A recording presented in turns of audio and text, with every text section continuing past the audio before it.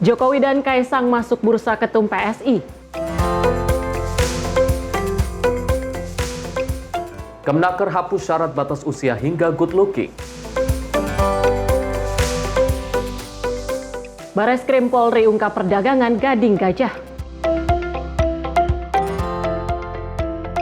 Penyelundupan 2 ton sabu via Kepri berhasil digagalkan.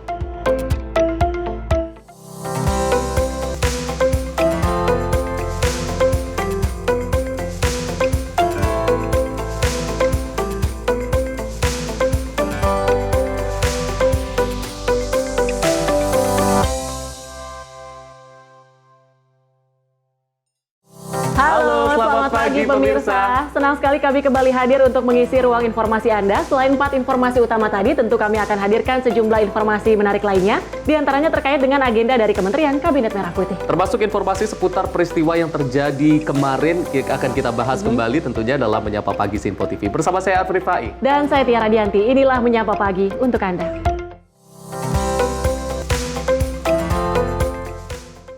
Menyapa Pagi kami awali dengan informasi di mana Presiden Prabowo Subianto menghadiri sidang pleno konferensi tingkat tinggi ke-46 ASEAN di Kuala Lumpur, Malaysia. Kehadiran Prabowo menegaskan komitmen Indonesia untuk memperkuat kerjasama dan juga integrasi kawasan Asia Tenggara. Presiden Republik Indonesia Prabowo Subianto menghadiri sidang pleno KTT ke-46 ASEAN yang digelar di Kuala Lumpur Convention Center, Malaysia pada 26 Mei Senin pagi. KTT ini mengusung tema Inclusivity and Sustainability untuk memperkuat kerjasama kawasan yang inklusif dan berkelanjutan di tengah tantangan global.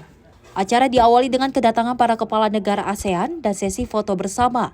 Kemudian dilanjutkan dengan pembukaan resmi oleh Perdana Menteri Malaysia Anwar Ibrahim. Presiden Prabowo hadir bersama sejumlah menteri dari Kabinet Merah Putih seperti Menteri Pertanian, Menteri Perdagangan, Menteri Luar Negeri, Menteri Investasi, dan Sekretaris Kabinet.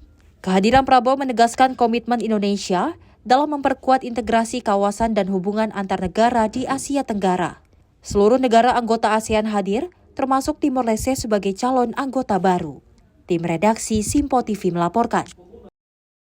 Pemirsa, Presiden Prabowo menyoroti 75 tahun hubungan diplomatik Indonesia-Cina saat mengunjungi Perdana Menteri Li Qiang di Jakarta yang menegaskan komitmen mempererat kemitraan strategis demi stabilitas kawasan. Hubungan kedua negara berakar dari solidaritas Asia Afrika tahun 1955 dengan peran penting Soekarno dan Zhou Enlai. Presiden Prabowo Subianto menyoroti akar historis hubungan Indonesia-Cina saat kunjungan Perdana Menteri Li Qiang di Istana Merdeka, Jakarta pada Minggu 25 Mei 2025. Tahun ini menandai 75 tahun diplomasi kedua negara dan 70 tahun konferensi Asia Afrika yang bersejarah. Prabowo menegaskan bahwa Indonesia dan Cina kini menjadi mitra strategis dengan hubungan komprehensif yang penting untuk stabilitas dan kemakmuran kawasan. Prabowo berkomitmen mempererat hubungan ini tidak hanya demi kepentingan bilateral, tetapi juga regional. Ini suatu kunjungan yang sangat penting menurut kami, karena kunjungan yang mulia menegaskan persahabatan yang baik, yang erat antara Republik Rakyat Tiongkok dan antara Republik Indonesia, juga lebih penting antara rakyat Tiongkok dan rakyat Indonesia. Saya tegaskan kembali komitmen kami untuk memperkuat kemitraan ini dengan Republik Rakyat Tiongkok dan dengan bangsa Tiongkok. Kami memandang hubungan ini akan membawa kebaikan tidak hanya kepada kedua negara kita, tapi kepada seluruh kawasan Asia dan bahkan mungkin juga. Diketahui hubungan diplomatik Indonesia-Cina resmi dimulai pada 13 April 1950 dengan solidaritas Asia Afrika yang dideklarasikan di Bandung tahun 1955. Presiden Soekarno dan Perdana Menteri Zhou Enlai berperan penting dalam memperkuat hubungan melalui dukungan terhadap gerakan dekolonisasi dan non-blok.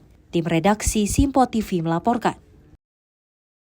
Pemirsa, Panglima TNI Jenderal Agus Subianto menegaskan bahwa pelibatan prajurit TNI dalam mengamankan Kejaksaan Negeri dan Kejaksaan Tinggi telah sesuai aturan. Hal itu telah termaktub dalam Undang-Undang Nomor 3 Tahun 2025 tentang perubahan atas Undang-Undang Nomor 34 Tahun 2004 tentang Tentara Nasional.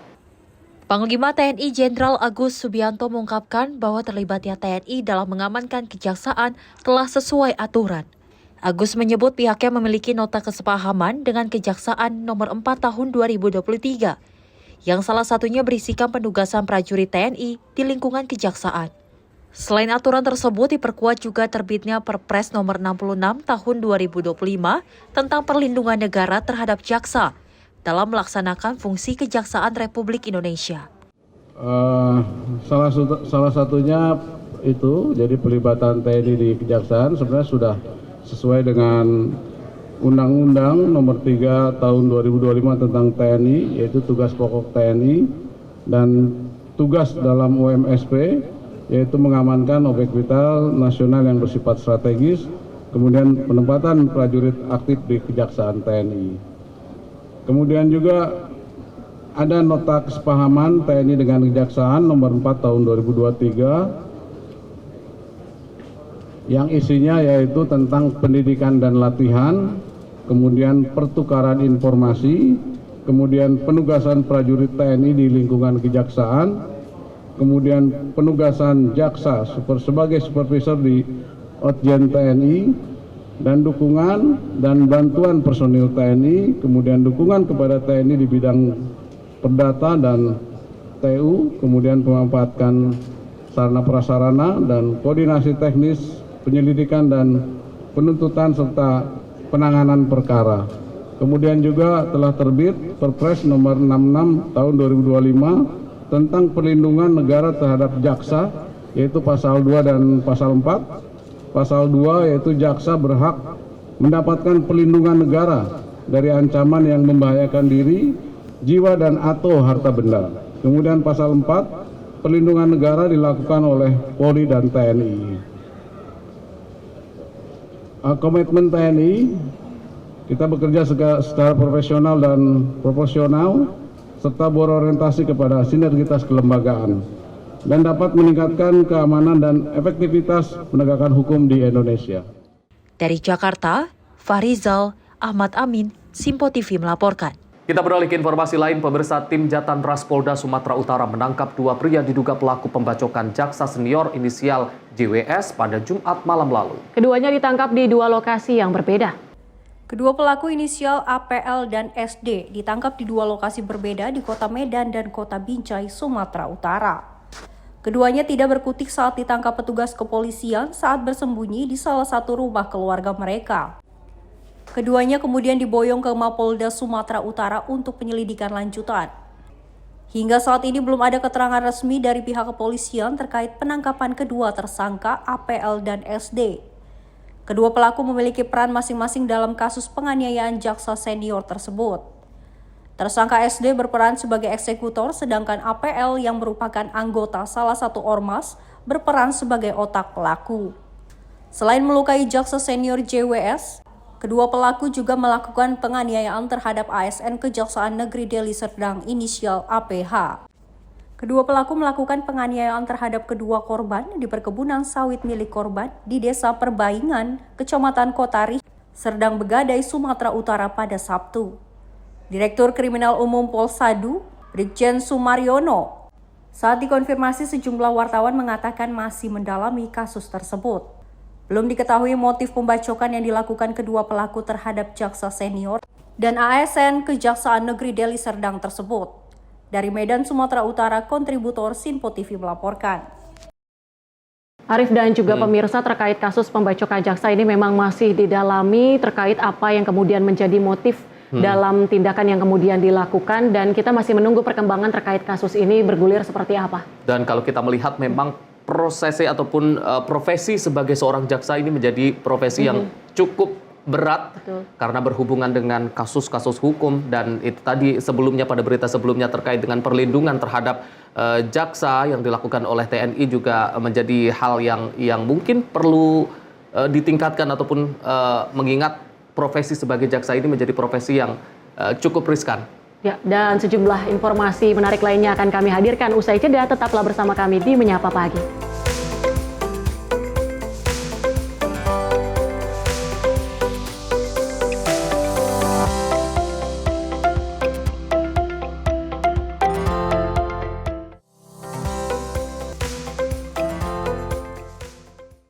Halo, selamat pagi pemirsa Simpo TV. Selamat pagi Andi. Selamat pagi, Fen. Beragam informasi terbaru hadir menemani Anda sebelum memulai hari. Itu memang dari Menteri Perhubungan juga mendukung, Betul. dari Menteri Keuangan juga mendukung, dan kita sebagai masyarakat pun juga Harus mendukung. Mengangkat isu yang tengah menjadi pembicaraan paling hangat. Semarakan pagi Anda bersama Menyapa Pagi. Setiap Senin hingga Jumat pukul 6 pagi. Hanya di Simpo TV.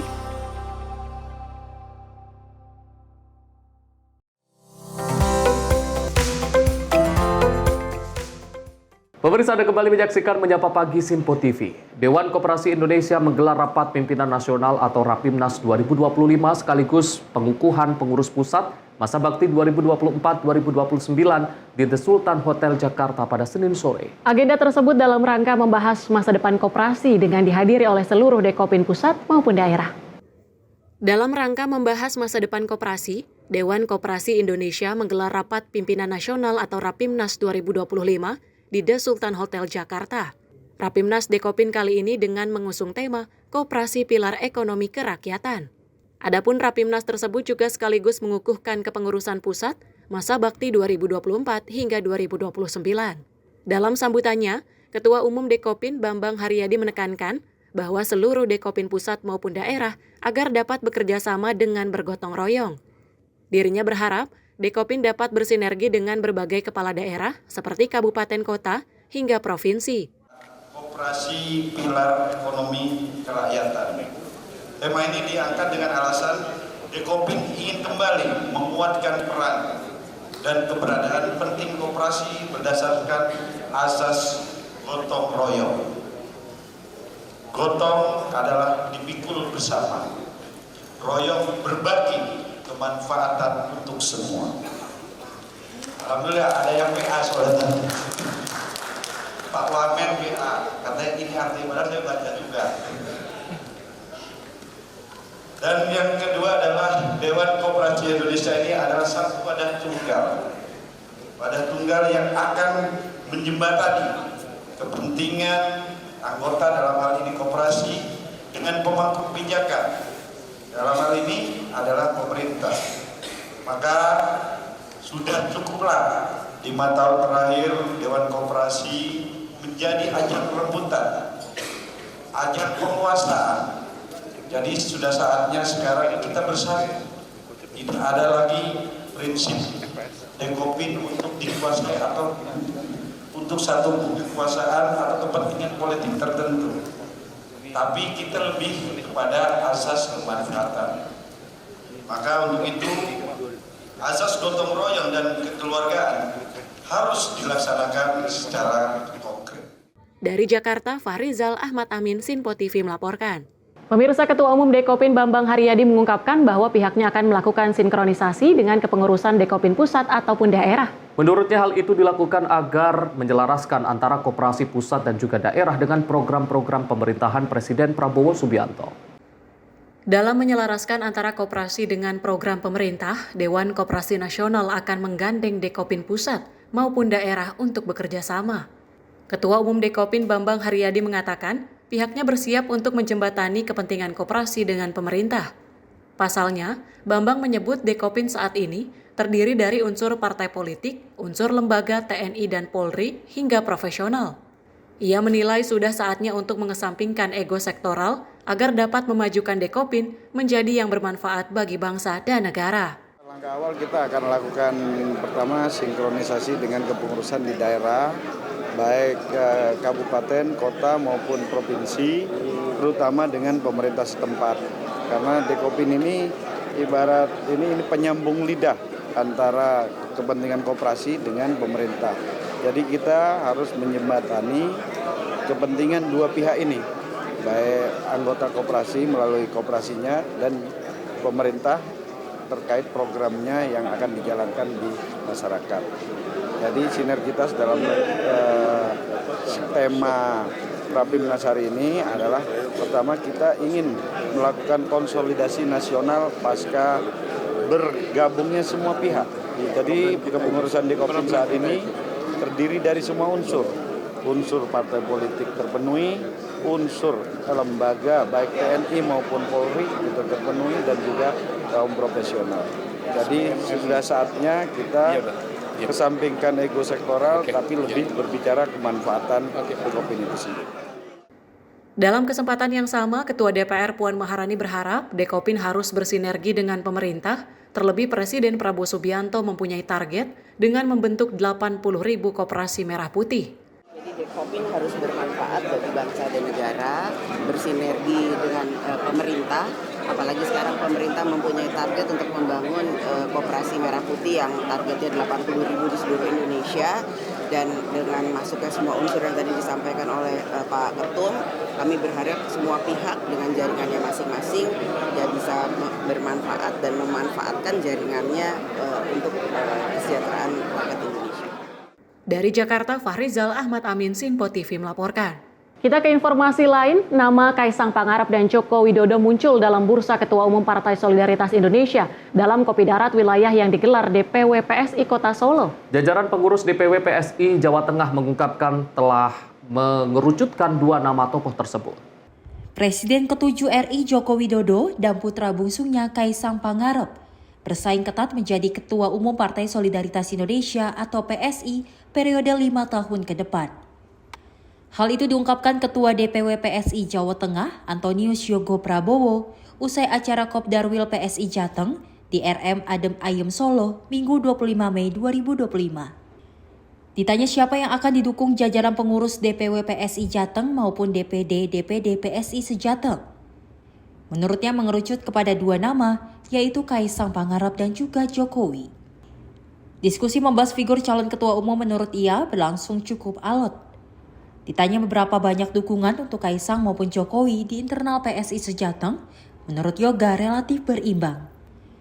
Munculnya 2 nama tersebut telah melalui serangkaian pertimbangan dan melihat rekam jejak keduanya. Saat ditanya apakah sudah berkomunikasi secara langsung dengan Jokowi terkait usulan tersebut, Yogo mengakui memang belum secara khusus melakukan itu. Kami melakukan Kopdarwil, Kopi Darat wilayah, seluruh ketua-ketua DPD dan pengurus Jawa Tengah 35 kabupaten kota hadir di Kota Solo untuk berdiskusi terutama menjelang Kongres Nasional yang akan berlangsung di Solo. Siapa kita seperti apa? Dan siapa yang mau kita dukung nih, kurang lebih. Di Jawa Tengah sendiri mengusulkan nama siapa, Mas? Kami tadi berdiskusi di dalam alot, kemudian kami sepakati 2 nama yang kami sudah benar-benar ukur, kami pertimbangkan. Ada 2 nama yang kami kemudian nanti akan munculkan dan laporan ke DPP, yaitu 1 atas nama Mas Kaisang Pangarep yang hari ini masih menjabat ketum, dan yang kedua atas nama Bapak Insinyur Joko Widodo. Hari ini setelah yang kemarin sempat menghiasi beberapa media tentang Pak Jokowi yang akan masuk juga menjadi ketum PSI, ini menjadi pertimbangan bagi kami, sehingga 2 nama ini yang menurut kami sebagai Jawa Tengah merepresentasikan Jawa Tengah. Nanti 2 nama ini yang akan kami usulkan untuk menjadi ketua umum di pemilu raya nanti. Selepas ini pihaknya akan membuat rekomendasi untuk kandidat yang akan didukung nantinya. Sesuai aturan, calon ketua umum harus mendapatkan 5 rekomendasi dari DPW dan 20 rekomendasi dari DPD. Dari Solo, Jawa Tengah, Raditya Hermansyah, Simpo TV melaporkan. Partai Solidaritas Indonesia ini bersiap melakukan Kongres Nasional yang akan dilaksanakan pada bulan Juli nanti, dan menariknya ini sejumlah nama sudah muncul. Dan nama yang paling menarik adalah nama Joko Widodo dan juga Kaisang Pangarep yang juga digadang-gadang akan mengisi bursa calon ketua umum PSI ini. Betul, rupa-rupa bursa calon ketua umum PSI ini ramai diperbincangkan. Selain nama dari Presiden ke-7 Joko Widodo dan juga sang anak Kaisang Pangarep, muncul juga nama yang berasal dari internal partai PSI, diantaranya ada Isyana Bagus Oka dan juga jubir dari PSI, yaitu Agus Herlambang. Dan untuk membahasnya secara lebih mendalam telah hadir bersama kami di pagi hari ini via Zoom ada Mas Agung Baskoro, Direktur Eksekutif Trias Politika Strategis. Mas Agung, selamat pagi. Selamat pagi Mbak Tiara, Mas Arief, pemirsa Masih semua. sudah bergabung bersama kami via Zoom pagi ini Mas Agung. Ini menarik obrolannya Mas Agung terkait nama yang kemudian mencuat menjelang Kongres PSI, menjelang pemilihan Ketua Umum PSI. Dari sejumlah nama ada nama Presiden ke-7 Joko Widodo dan bahkan sang anak Kaisang Pangarep, dan juga ada 2 nama dari internal Partai PSI itu sendiri, ada jubir PSI, kemudian ada Isyana Bagus Oka. Mas Agung melihatnya dari nama-nama yang kemudian ini mulai beredar seperti itu, apa menurut Mas Agung dari masing-masing nama ini punya kriteria ataupun kekuatan apa yang mereka miliki untuk akhirnya bisa mencalonkan diri pada pendaftaran Mei nanti? Ya, secara institusional ini agak mengejutkan ya. Saya kira di internal tidak ada nama yang muncul selain Kaisang Pangarep. Ternyata ada Isyana Bagus Oka, kemudian Agus Herlambang, dan ini sedikit banyak merepresentasikan kesuperterbukaannya ya dari PSI yang selama ini membawa jargon tersebut. Tapi di eksternal juga muncul nama ya Pak Jokowi, dan ini memang lebih menarik lagi jadinya, sehingga pernak-pernik bumbu-bumbu politik yang mengitari pemilu raya PSI ke depan akan nanti dan ditunggu publik. Apakah memang benar Pak Jokowi jadi maju sebagai ketumnya PSI atau sebatas wacana semata? Karena kita tahu PSI memang butuh sosok figur yang sangat kuat untuk memastikan mereka bisa lolos parliamentary threshold. Apalagi ekosistemnya secara politik mendukung pasca putusan MK untuk kemudian menghapuskan parliamentary threshold atau mungkin menyesuaikan, sehingga di bahasan Komisi 2 DPR RI yang sedang dilakukan sekarang, partai-partai yang memang belum masuk atau partai kecil yang selama ini menanti mereka bisa masuk, itu peluangnya untuk masuk semakin besar. Dalam konteks PSI, ketika ada kepastian Pak Jokowi maju beserta nama-nama yang tadi disebutkan yang lainnya semacam itu memberikan secercah harapan bahwa partai ini punya prospek elektoral yang baik. Dan disitulah saya kira secara personal, suka atau tidak, memang di tengah party ID kita ya, kedekatan pemilih dengan partai yang rendah, kehadiran figur atau figur ID ini menjadi salah satu jawaban agar partai itu bisa lebih atraktif, lebih orkestratif untuk menarik perhatian pemilihnya. Karena kalau mensandarkan aja pada wajah partai, citra partai yang hari-hari terakhir selama ini cukup minor ya, dengan beragam macam distorsi kekuasaan yang mereka lakukan, maka kehadiran figur ini bisa menjadi asa ataupun solusi agar partai ataupun PSI bisa lebih baik dan lebih optimal mengakomodasi, merangkul masyarakat, sehingga mereka bisa membawa suara publik itu sampai pada titik di mana bisa direalisasikan. Mungkin sebagai pengantar begitu Mbak Tiara, Mas Arief. Mas Agung, kalau ini kan yang menarik adalah muncul nama Presiden ke-7 yaitu Joko Widodo, yang DPW PSI Solo sendiri juga memunculkan nama tersebut di samping nama Kaisang Pangarep. Dan kalau kita melihat peluang dari Presiden ke-7 Joko Widodo ini untuk maju dalam bursa pemilihan Ketua Umum PSI ini, seberapa besar peluangnya Mas? Mengingat memang hingga saat ini Joko Widodo sendiri belum resmi bergabung sebagai anggota dari PSI, sementara sebagai syaratnya syarat pendaftaran kan harus ada KTA sendiri. Ataukah mungkin jelang akhir penutupan ini akan ada elemen of surprise dari Joko Widodo, atau seperti apa dari kacamata Mas Agung, Mas? Ya, untuk menjadi ketum setahu saya tidak perlu menjadi anggota dulu ya, sehingga peluang Jokowi untuk maju sebagai calon ketum sangat besar. Mereka hanya membutuhkan dukungan minimal 5 dari DPW setingkat provinsi, kemudian minimal 20 ya tingkat DPD ya, kota kabupaten. Dan itu nanti semua akan dievaluasi ataupun dinilai lewat pemungutan suara one man one vote dengan sistem e-voting. Jadi menurut saya ini menarik untuk dicermati oleh semua, apalagi ada statement Pak Jokowi beberapa waktu yang lalu yang mengungkapkan bahwa beliau akan mengkalkulasi ya untuk maju sebagai ketum PSI karena beliau tidak mau kalah seperti itu. Jadi ini pertanda alam ya bahwa memang ada arahan Pak Jokowi tertarik untuk terlibat, walaupun porsinya, dosisnya kita tidak tahu seberapa besar, apakah sudah lebih dari 50%, apakah masih 50-50 dan seterusnya. Tapi yang jelas ini arahan yang sangat menarik dan sedikit banyak memang terinspirasi dari presiden-presiden kita sebelumnya yang memang memiliki kendaraan politik atau partai politik. Kita sebut ada Pak SBY dengan Demokratnya, Ibu Mega dengan PDIP-nya, almarhum Pak Gus Dur dengan PKB-nya, dan seterusnya. Jadi saya melihat Pak Jokowi ingin ya juga meretas jalan yang tidak jauh berbeda dari para presiden-presiden tadi. Dan memang tidak menutup kemungkinan juga beliau tidak akhirnya masuk ataupun menjadi ketum PSI. Hanya sebatas semacam ya kemarin kita sempat dengar soal ya beliau ideolognya PSI karena selama ini PSI punya jargon Jokowisme ya, Jokowisme atau PSI partainya Jokowi jadi semacam ruh ataupun semacam sokoguru ketika PSI bergerak dalam aras politik. Jadi saya melihat peluang dan potensi elektoral untuk Pak Jokowi maju dan memenangkan pertarungan di pemilu raya PSI sangat besar, Mas Arief, seperti itu. Sempat menyebut one man one vote itu salah satu konsep yang kemudian diangkat dalam pemilu raya untuk pemilihan bursa calon ketua umum PSI ini sendiri.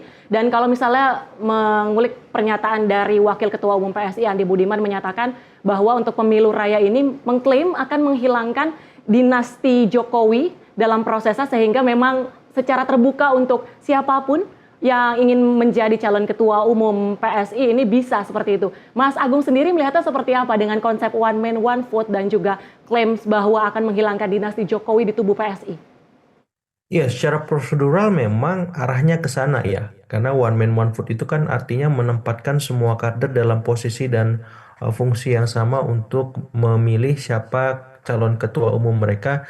Dan ini bukan kebiasaan yang lazim dalam konteks partai politik di Indonesia yang selama ini hanya memberikan kesempatan kepada pengurus-pengurus strategisnya, terasnya, yang memang bisa memilih. Sementara kader-kader biasa itu tidak bisa atau belum bisa terlibat. Kita tahu ketika ada muktamar, kongres, ataupun munas semacam itu ya musyawarah nasional, maka yang punya hak ataupun kewajiban untuk memilih ya bisa dilihat hanya sebatas ketua umumnya, pengurus DPP-nya, pengurus DPD-nya, tingkat provinsi, kota, kabupaten yang memang mereka ketua, bendahara atau sekretaris, semacam itu atau organisasi-organisasi saya partai ya, ketua-ketuanya semacam itu. Jadi ini memang sebuah gebrakan menarik dari PSI untuk meminimalkan anggapan yang selama ini melekat bahwa PSI itu ya sedikit banyak terafiliasi kuat dengan keluarga Solo dan itu terlihat secara praksis ketika ketumnya adalah Kaisang, kemudian mazhabnya adalah Jokowisme semacam itu dan dengan proses prosedural ini sedikit banyak itu bisa terbantahkan. Walaupun publik akan melihat apakah secara substansial itu terlihat langsung ya. Dalam tanda petik siapa sih calon-calon ketua umum yang nanti akan bertanding? Apakah setelah muncul nama Pak Jokowi, nama Mas Kaisang akan mundur dengan sendirinya atau tetap ada? Atau memang Pak Jokowi langsung terpilih aklamasi sebagaimana lazimnya aklamisasi terjadi di semua partai hari ini ketika memilih ketum seperti itu. Sehingga proses one man one vote itu memang hanya sebatas wacana, belum sampai teraplikasi, terimplementasi, sudah terpilih ketua umumnya. Nah, ini jangan sampai terjadi demikian. Sehingga proses yang substansial tadi memang harus dilihat apakah benar-benar berlangsung dengan apa adanya sehingga istilah Pak Jokowi yang saya akan kalkulasi apakah peluang menangnya besar itu menarik ya apalagi kalau misalkan orang seperti Mbak Isyana Bagus Oka tetap fokus maju, Mas Agus Herlambang juga demikian dan nama-nama lain dari eksternal yang mungkin saja tertarik untuk terlibat dalam kontestasi pemilihan raya PSI ini. Jadi dibuka seluas-luasnya sampai pada tenggat waktu yang ada semacam itu sehingga semua pihak yang maju terlibat itu memang punya kesempatan yang sama karena mereka dipilih oleh kader-kader PSI secara keseluruhan seperti itu. Mas Agung, meskipun memang saat ini kan masih dibuka dan semua anggota ataupun dari pihak eksternal juga masih memiliki peluang untuk mendaftar sebagai ketua umum PSI. Namun kalau kita melihat tanda-tanda yang menjadi sinyal terkait dengan pelaksanaan kongres yang akan dilaksanakan di Solo, apakah ini juga menjadi salah satu sinyal kuat terkait dengan majunya Presiden ke-7 Joko Widodo untuk menjadi ketua umum PSI ini, Mas? Ya, bisa jadi ya, karena kan memang Solo hari ini salah satu epicentrum politik tanah air ya, selain Cikeas, Hambalang, Teguh Umar, dan sekarang ada Solo yang beberapa waktu terakhir selalu disorot. Istilah kata bersin aja keluarga Solo itu jadi berita, Mas Arief, Mbak Tiara. Apalagi sampai ada kongres di sana, yang sedikit banyak dalam tanda petik, Solo itu sudah menjadi rumah ya Pak Jokowi dan keluarga.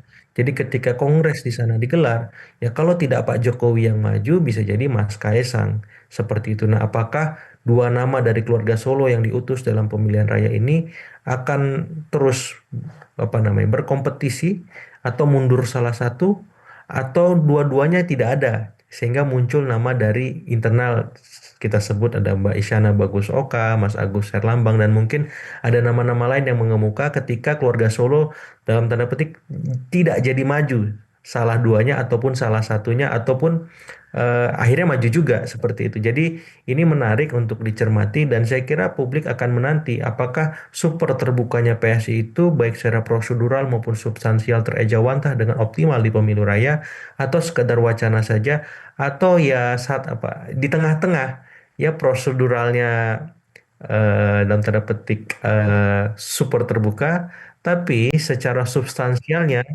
ya bisa jadi ya terbuka saja, tidak ada supernya seperti itu. Baik, berarti dari sejumlah nama itu tentu publik dan kita menantikan siapa saja yang kemudian benar-benar akan masuk ke dalam bursa calon ketua umum PSI, Mas Agung. Dari mungkin sosok nama-nama yang kemudian muncul atau dari pandangan Mas Agung, sebenarnya seperti apa kriteria yang mungkin saat ini cocok untuk mengisi posisi sebagai ketua umum PSI untuk membenahi segala yang ada di PSI, Mas Agung?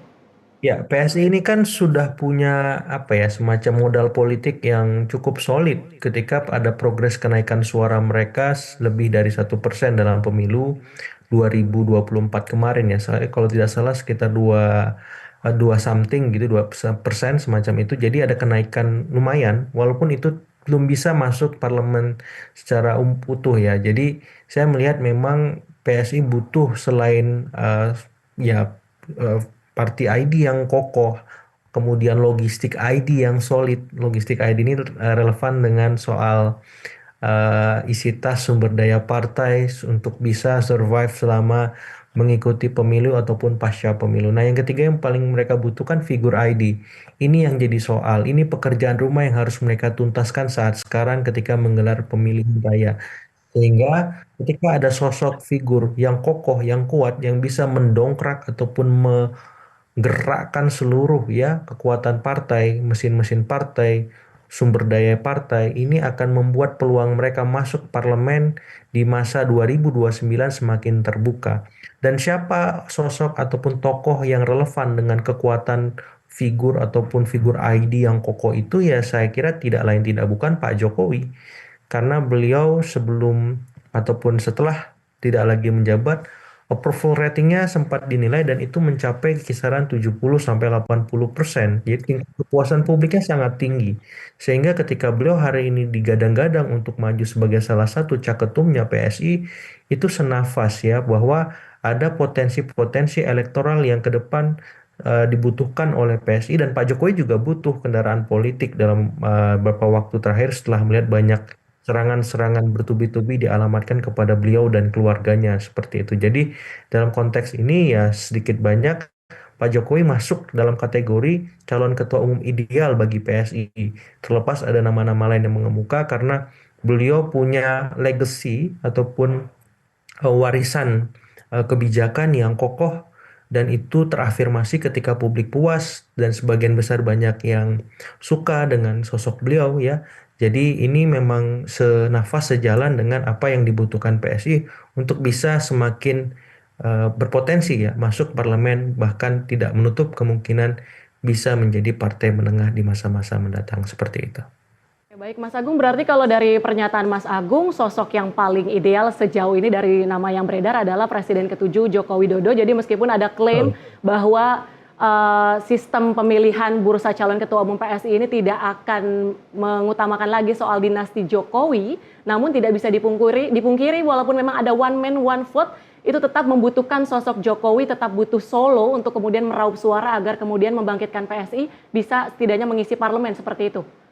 Mas Agung. Betul. Ini party ID di kita rendah sekali, Mbak Tiara ya. Jadi untuk membuat masyarakat dekat dengan partai itu akhirnya figur ID yang bisa membantunya. Dan sosok Pak Jokowi ini kan sampai hari ini masih saja dalam tanda petik ya dicintai oleh sebagian masyarakat. Dan itu diperkuat dengan publisitas media sosial, maupun kanal-kanal lain yang intens memberitakan beliau, terlepas ada tone negatif, positif atau netral, tapi ini ada orang-orang atau masyarakat yang memang menyenangi sosok beliau, dan itu tidak bisa kita tutup mata sedemikian rupa ya, bahwa wah itu pasti cuman dalam tanda petik kebetulan saja atau dikondisikan semata seperti itu, karena intensitasnya terus menerus ya. Pemberitaan tentang beliau sampai hari ini nggak berhenti dan media sosial beliau sangat aktif. Banyak yang menilai secara objektif, dievaluasi itu engagement media Pak Jokowi gimana, sangat tinggi, masih sangat tinggi, walaupun memang ada tone-tone tadi yang saya bilang, ada yang negatif, positif, tapi masih banyak tone positifnya ketimbang negatifnya, dan itu sebuah pertanda bahwa ketika beliau dalam tanda petik terlibat kembali dalam politik panggung depan kita, akan memberikan semacam attractiveness ya kepada PSI sebagai sebuah institusi politik, sehingga mau tidak mau publik akan melihat, media akan mempublikasi, maupun hal-hal lain yang mengitari itu akan terus mengikuti perjalanan politik Pak Jokowi yang memang kita tahu selama ini hanya berkiprah sebagai eksekutif, bukan sebagai politisi. Nah, politisi ini kan ladang perjuangan ataupun pertempuran baru Pak Jokowi seandainya memang dilirik, dan ini bisa menjadi semacam adrenalin yang memicu dan memacu ya Pak Jokowi secara pribadi. Apakah beliau memang juga punya winning rate yang sama tingginya ketika masih menjadi seorang eksekutif di tingkat daerah maupun di tingkat nasional seperti itu.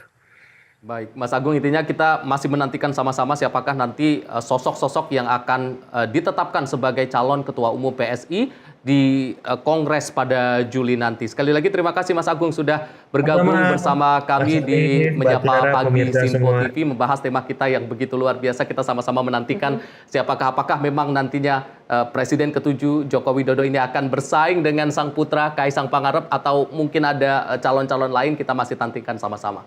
Terima kasih Mas Agung, selamat pagi. Pagi. Baik pemirsa, percakapan kita pagi hari ini sangat berbobot. Tentu akan bisa menambah referensi tentunya informasi politik bagi para pemirsa Simpo TV yang ada di rumah dan juga dimanapun. Dan kita sama-sama menantikan lagi-lagi bagaimana Kongres PSI yang akan digelar pada bulan Juli 2025 di Solo, Jawa Tengah. Dan informasi lainnya akan kami hadirkan usai jeda. Tetaplah bersama kami di Menyapa Pagi.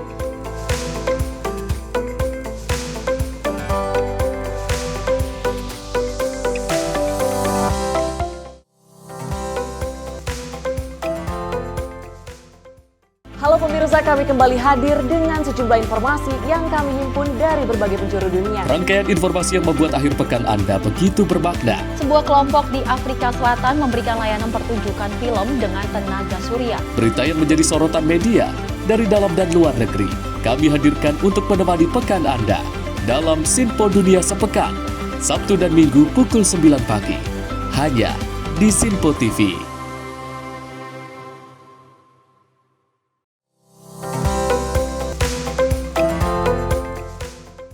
Anda kembali menyaksikan Menyapa Pagi dan informasi kami lanjutkan. Panglima TNI Jenderal Agus Subianto angkat bicara mengenai atas ledakan amunisi saat pemusnahan milik TNI pada beberapa waktu lalu. Dirinya menyebut pihaknya akan merubah SOP pemusnahan amunisi agar personil yang nantinya melakukan pemusnahan amunisi dengan aman.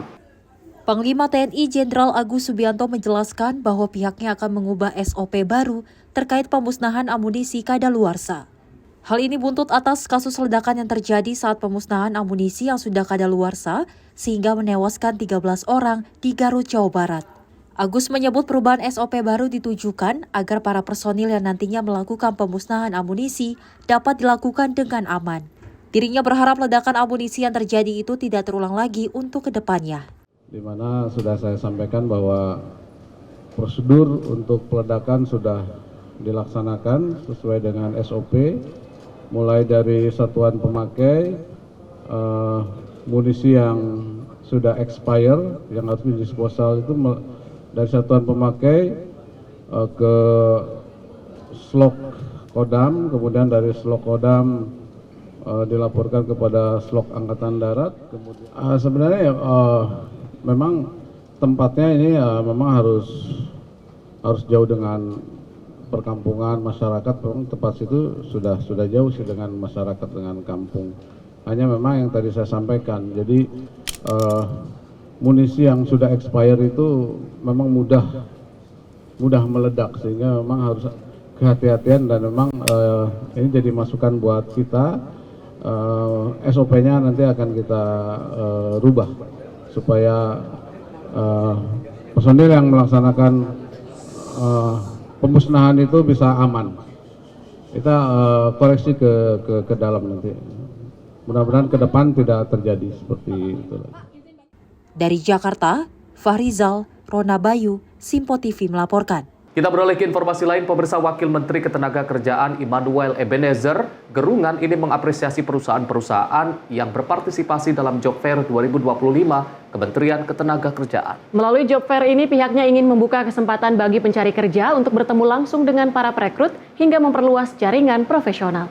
Wakil Menteri Ketenagakerjaan Immanuel Ebenezer Gerungan secara resmi menutup penyelenggaraan Job Fair 2025 di kantor Kementerian Ketenagakerjaan pada Jumat 23 Mei 2025. Ia pun mengapresiasi perusahaan-perusahaan yang berpartisipasi dalam Job Fair dan menyediakan 52.476 lowongan pekerjaan. Di Job Fair kali ini, Wamenakar ingin memastikan bahwa para pelaku usaha ataupun perusahaan untuk tidak melakukan praktek penahanan ijazah hingga praktek meminta tebusan. Jika nantinya ditemukan, pihaknya tidak segan-segan akan memberikan tindakan hukum.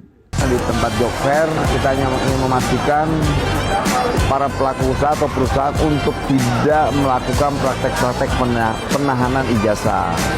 Dan juga praktek-praktek yang ketika pekerjaannya sudah tidak bekerja, ada praktek minta tebusan. Jika itu terjadi di pelaku usaha, kita akan melakukan upaya hukum dan tindakan-tindakan hukum yang lainnya. Seperti diketahui, Job Fair atau pameran bursa kerja adalah sarana bagi pemberi kerja atau perusahaan dan lembaga perekrutan untuk bertemu dengan pencari kerja secara langsung dan menawarkan peluang pekerjaan. Dari Jakarta, tim redaksi Simpo TV melaporkan. Wakil Menteri Ketenagakerjaan Immanuel Ebenezer menegaskan bahwa syarat usia dan penampilan atau good looking dalam proses rekrutmen akan dihapus. Hal ini terjadi ataupun menjadi langkah lanjutan yang dilakukan Kemenaker setelah sebelumnya juga sempat mengeluarkan surat edaran mengenai larangan menahanan ijazah karyawan oleh perusahaan. Kementerian Ketenagakerjaan berencana menghapus sejumlah syarat kerja yang dinilai diskriminatif dan menyulitkan pencari kerja di Indonesia. Kebijakan ini bertujuan membuka akses kerja yang lebih adil dan inklusif, khususnya bagi kelompok pencari kerja yang selama ini terpinggirkan oleh batas usia, penampilan, atau status perkawinan. Dengan dihapusnya syarat-syarat non-esensial di lowongan kerja, pemerintah ingin mendorong dunia kerja agar lebih berfokus pada kompetensi dan kapabilitas individu. Penghapusan syarat itu akan menjadi kelanjutan dari kebijakan sebelumnya, yakni larangan bagi perusahaan untuk menahan ijazah dan dokumen pribadi milik karyawan. Wakil Menteri Ketenagakerjaan Immanuel Ebenezer menegaskan bahwa pemerintah akan segera menghapus syarat usia dalam proses rekrutmen. Kita berharap karena sudah ada regulasi di Kementerian Tenaga Kerja yaitu surat edaran. Untuk sementara ini adalah surat edaran. Kemudian nanti next akan kita buat yang namanya permen. Dan satu lagi yang gak kalah penting, kita berharap mitra industri kita tidak lagi memberi persyaratan untuk para pencari kerja yang begitu berat. Jadi nanti para pencari kerja tidak lagi disyaratkan terkait umur, harus good looking, jaga nikah, belum nikah, itu kita hapus. Jadi tidak lama lagi surat edaran itu akan kita keluarkan di Kementerian Tenaga Kerja. Nantinya penghapusan beberapa syarat tersebut berdasarkan keterangan Noel akan ditetapkan melalui surat edaran. Ia juga membuka kemungkinan untuk menerapkan aturan yang lebih kuat dibanding sedalam bentuk peraturan menteri atau permen. Tim redaksi Simpo TV melaporkan. Pemirsa, Kementerian Ketenagakerjaan mencabut tentang adanya peraturan batas usia persyaratan kerja. Tidak hanya itu, Wamenakar juga hapus syarat penampilan menarik hingga status perkawinan dalam pencarian kerja. Kementerian Ketenagakerjaan atau Kemenaker mempermudah para pencari kerja yang menghapus syarat umur, penampilan menarik hingga status perkawinan dalam pencarian kerja. Wakil Menteri Ketenagakerjaan Immanuel Ebenezer mengungkapkan, syarat usia akan dihapus. Hal ini menjadi langkah lanjutan yang dilakukan Kemenaker setelah sebelumnya juga sempat mengeluarkan surat edaran mengenai larangan penahanan ijazah karyawan oleh perusahaan. Nantinya, syarat usia dicabut dan dihapus dalam minggu ini. Dengan di peraturan tersebut, diminta para pelaku usaha tidak lagi memberi persyaratan kerja yang begitu berat. Nanti para pencari kerja tidak lagi disyaratkan terkait umur, penampilan, dan syarat lainnya. Itu akan kita cabut karena itu juga menjadi penghalang untuk para pencari kerja. Semangat kita di pemerintahan Presiden Prabowo adalah mengurangi angka pengangguran dan kemiskinan. Lalu bagaimana kawan-kawan yang maaf ketika syarat good looking ini tidak memenuhi syarat, akhirnya apa? Menambah lagi angka pengangguran. Kita berharap ada kolaborasi antara pemerintah, pelaku usaha, dan pekerja. Dan kita coba ingin memberi sebuah kesempatan untuk para pencari kerja yang maaf sekali, yang kurang menguntungkan dengan syarat itu, good looking ini. Nah, kita makanya minta agar ini segera para pelaku usaha untuk tidak menjadikan syarat. Dan nanti kita akan segera hapus syarat-syarat yang kiranya hanya merugikan para pencari kerja. Semangat kita adalah di pemerintahan Pak Prabowo dan juga Kementerian Tenaga Kerja, dengan adanya Pak Menteri Prof. Yasserli, kita semangat untuk bersama rakyat, bersama para pencari kerja untuk menghapus syarat pencari kerja terkait good looking dan juga usia, juga umur, belum menikah dan sebagainya. Wamenaker berharap adanya kolaborasi para pelaku usaha dan pemerintah agar mendapatkan kesempatan yang sama dengan pencari kerja. Hal ini untuk mengurangi jumlah pengangguran dan membuka peluang kesempatan para pencari kerja. Dari Jakarta, kontributor Sinpo TV melaporkan. Akhirnya ada peraturan yang memang ini sudah dinanti-nantikan para pencari pekerja ataupun para pencari kerja, terutama mereka yang sudah berusia di atas 30 atau 35 tahun yang selama ini mungkin was-was karena persyaratan pekerjaan maksimal mungkin biasanya 27 tahun atau 30 tahun. Betul, kalau dari Arif sendiri melihat peraturan yang kemudian telah dikeluarkan oleh Kementerian Tenaga Kerja terkait batas usia dan juga syarat good looking ini kemudian dihapuskan, itu gimana? Kalau dari aku setuju banget. Setuju, tapi kita harus juga mengawasi bagaimana nanti pelaksanaan karena terkait dengan pencari ataupun syarat-syarat good looking, kemudian batas usia itu kan nanti lagi-lagi tergantung pada perusahaan masing-masing. Ini perlu pengawasan yang lebih lanjut dari pemerintah dan juga kita semua apabila memang masih ada yang mensyaratkan good looking atau batas usia itu perlu ada laporan lebih lanjut. Betul, Kementerian Tenaga Kerja telah mengeluarkan peraturan ini, tinggal bagaimana apakah perusahaan-perusahaan ini bisa mengikuti imbauan yang telah dikeluarkan oleh Kementerian Tenaga Kerja, karena memang ini bukan hanya soal usia, namun ini lagi-lagi soal produktivitas, soal kapabilitas, bagaimana dari perseorangan ini bisa kemudian bekerja seperti itu. Sehingga ini salah satu yang memang kita apresiasi dari pemerintah, sudah bisa berusaha menerapkan peraturan-peraturan tersebut. Dan kita harap tadi pengawasan berjalan dengan lancar. Dan pemirsa, informasi lainnya akan kami hadirkan usai jeda. Tetaplah bersama kami di Menyapa Pagi.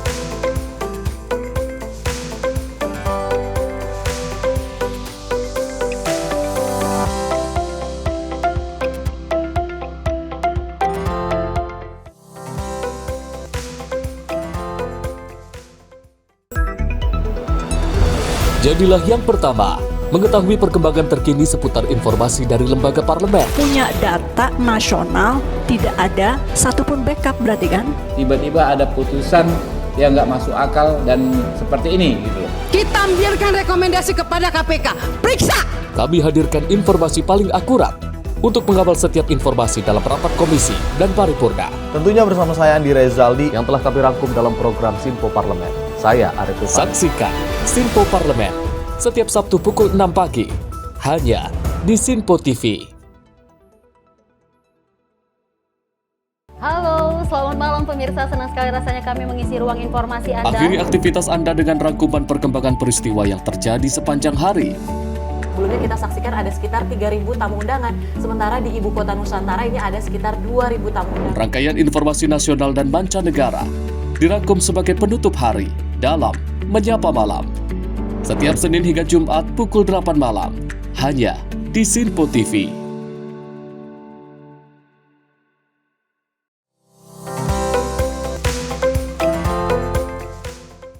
Pemirsa, Anda kembali menyaksikan Menyapa Pagi Sinpo TV. Penertiban pedagang kaki lima di kawasan Puncak Bogor, Jawa Barat oleh Satpol PP Kabupaten Cibinong diwarnai keributan antar keduanya. Akibat kejadian itu pun 2 orang petugas Satpol PP terluka karena pukulan para oknum PKL. Pihak Satpol PP Kabupaten Bogor telah mengambil upaya hukum karena adanya dugaan premanisme. Kericuhan terjadi di kawasan wisata Puncak Cisarua Bogor. Aksi ini dipicu karena pihak PKL enggan dipindahkan. Kejadian ini bermula saat petugas Satpol PP Kabupaten Bogor menggelar operasi yang digelar rutin di kawasan wisata Puncak yang berlokasi di Hibis Fantasi, Jalan Puncak Raya, Kabupaten Bogor. Saat petugas hendak menertibkan PKL, tiba-tiba sekelompok PKL dengan dibantu salah seorang ormas menghadang petugas saat akan mengangkut material PKL seperti kursi dan meja.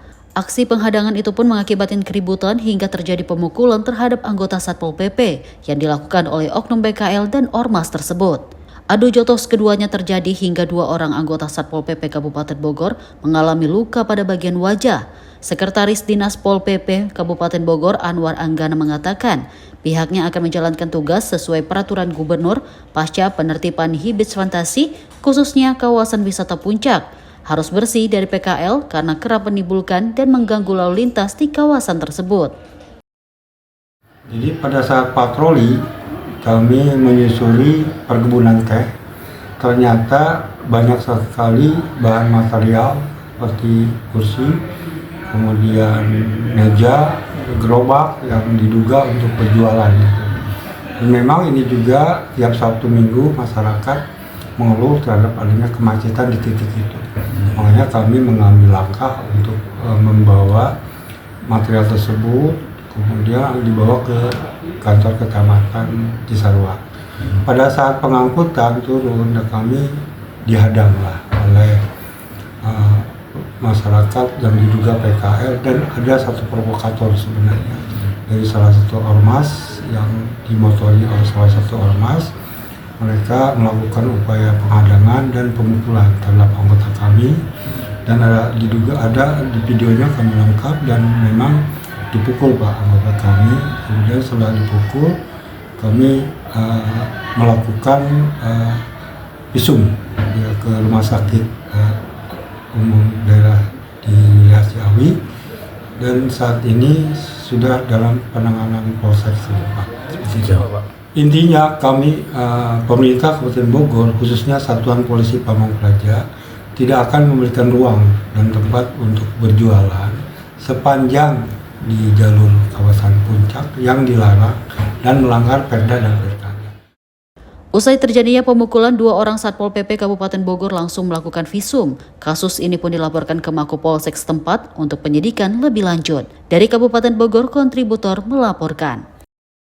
Subdit Resmob Ditreskrimum Polda Metro Jaya menangkap seorang oknum diduga wartawan dan 6 preman yang melakukan aksi pungutan liar terhadap para sopir truk di Babelan, Bekasi, Jawa Barat. Dan sedikitnya pelaku mengantongi Rp1 juta per malam dari hasil pungutan liar.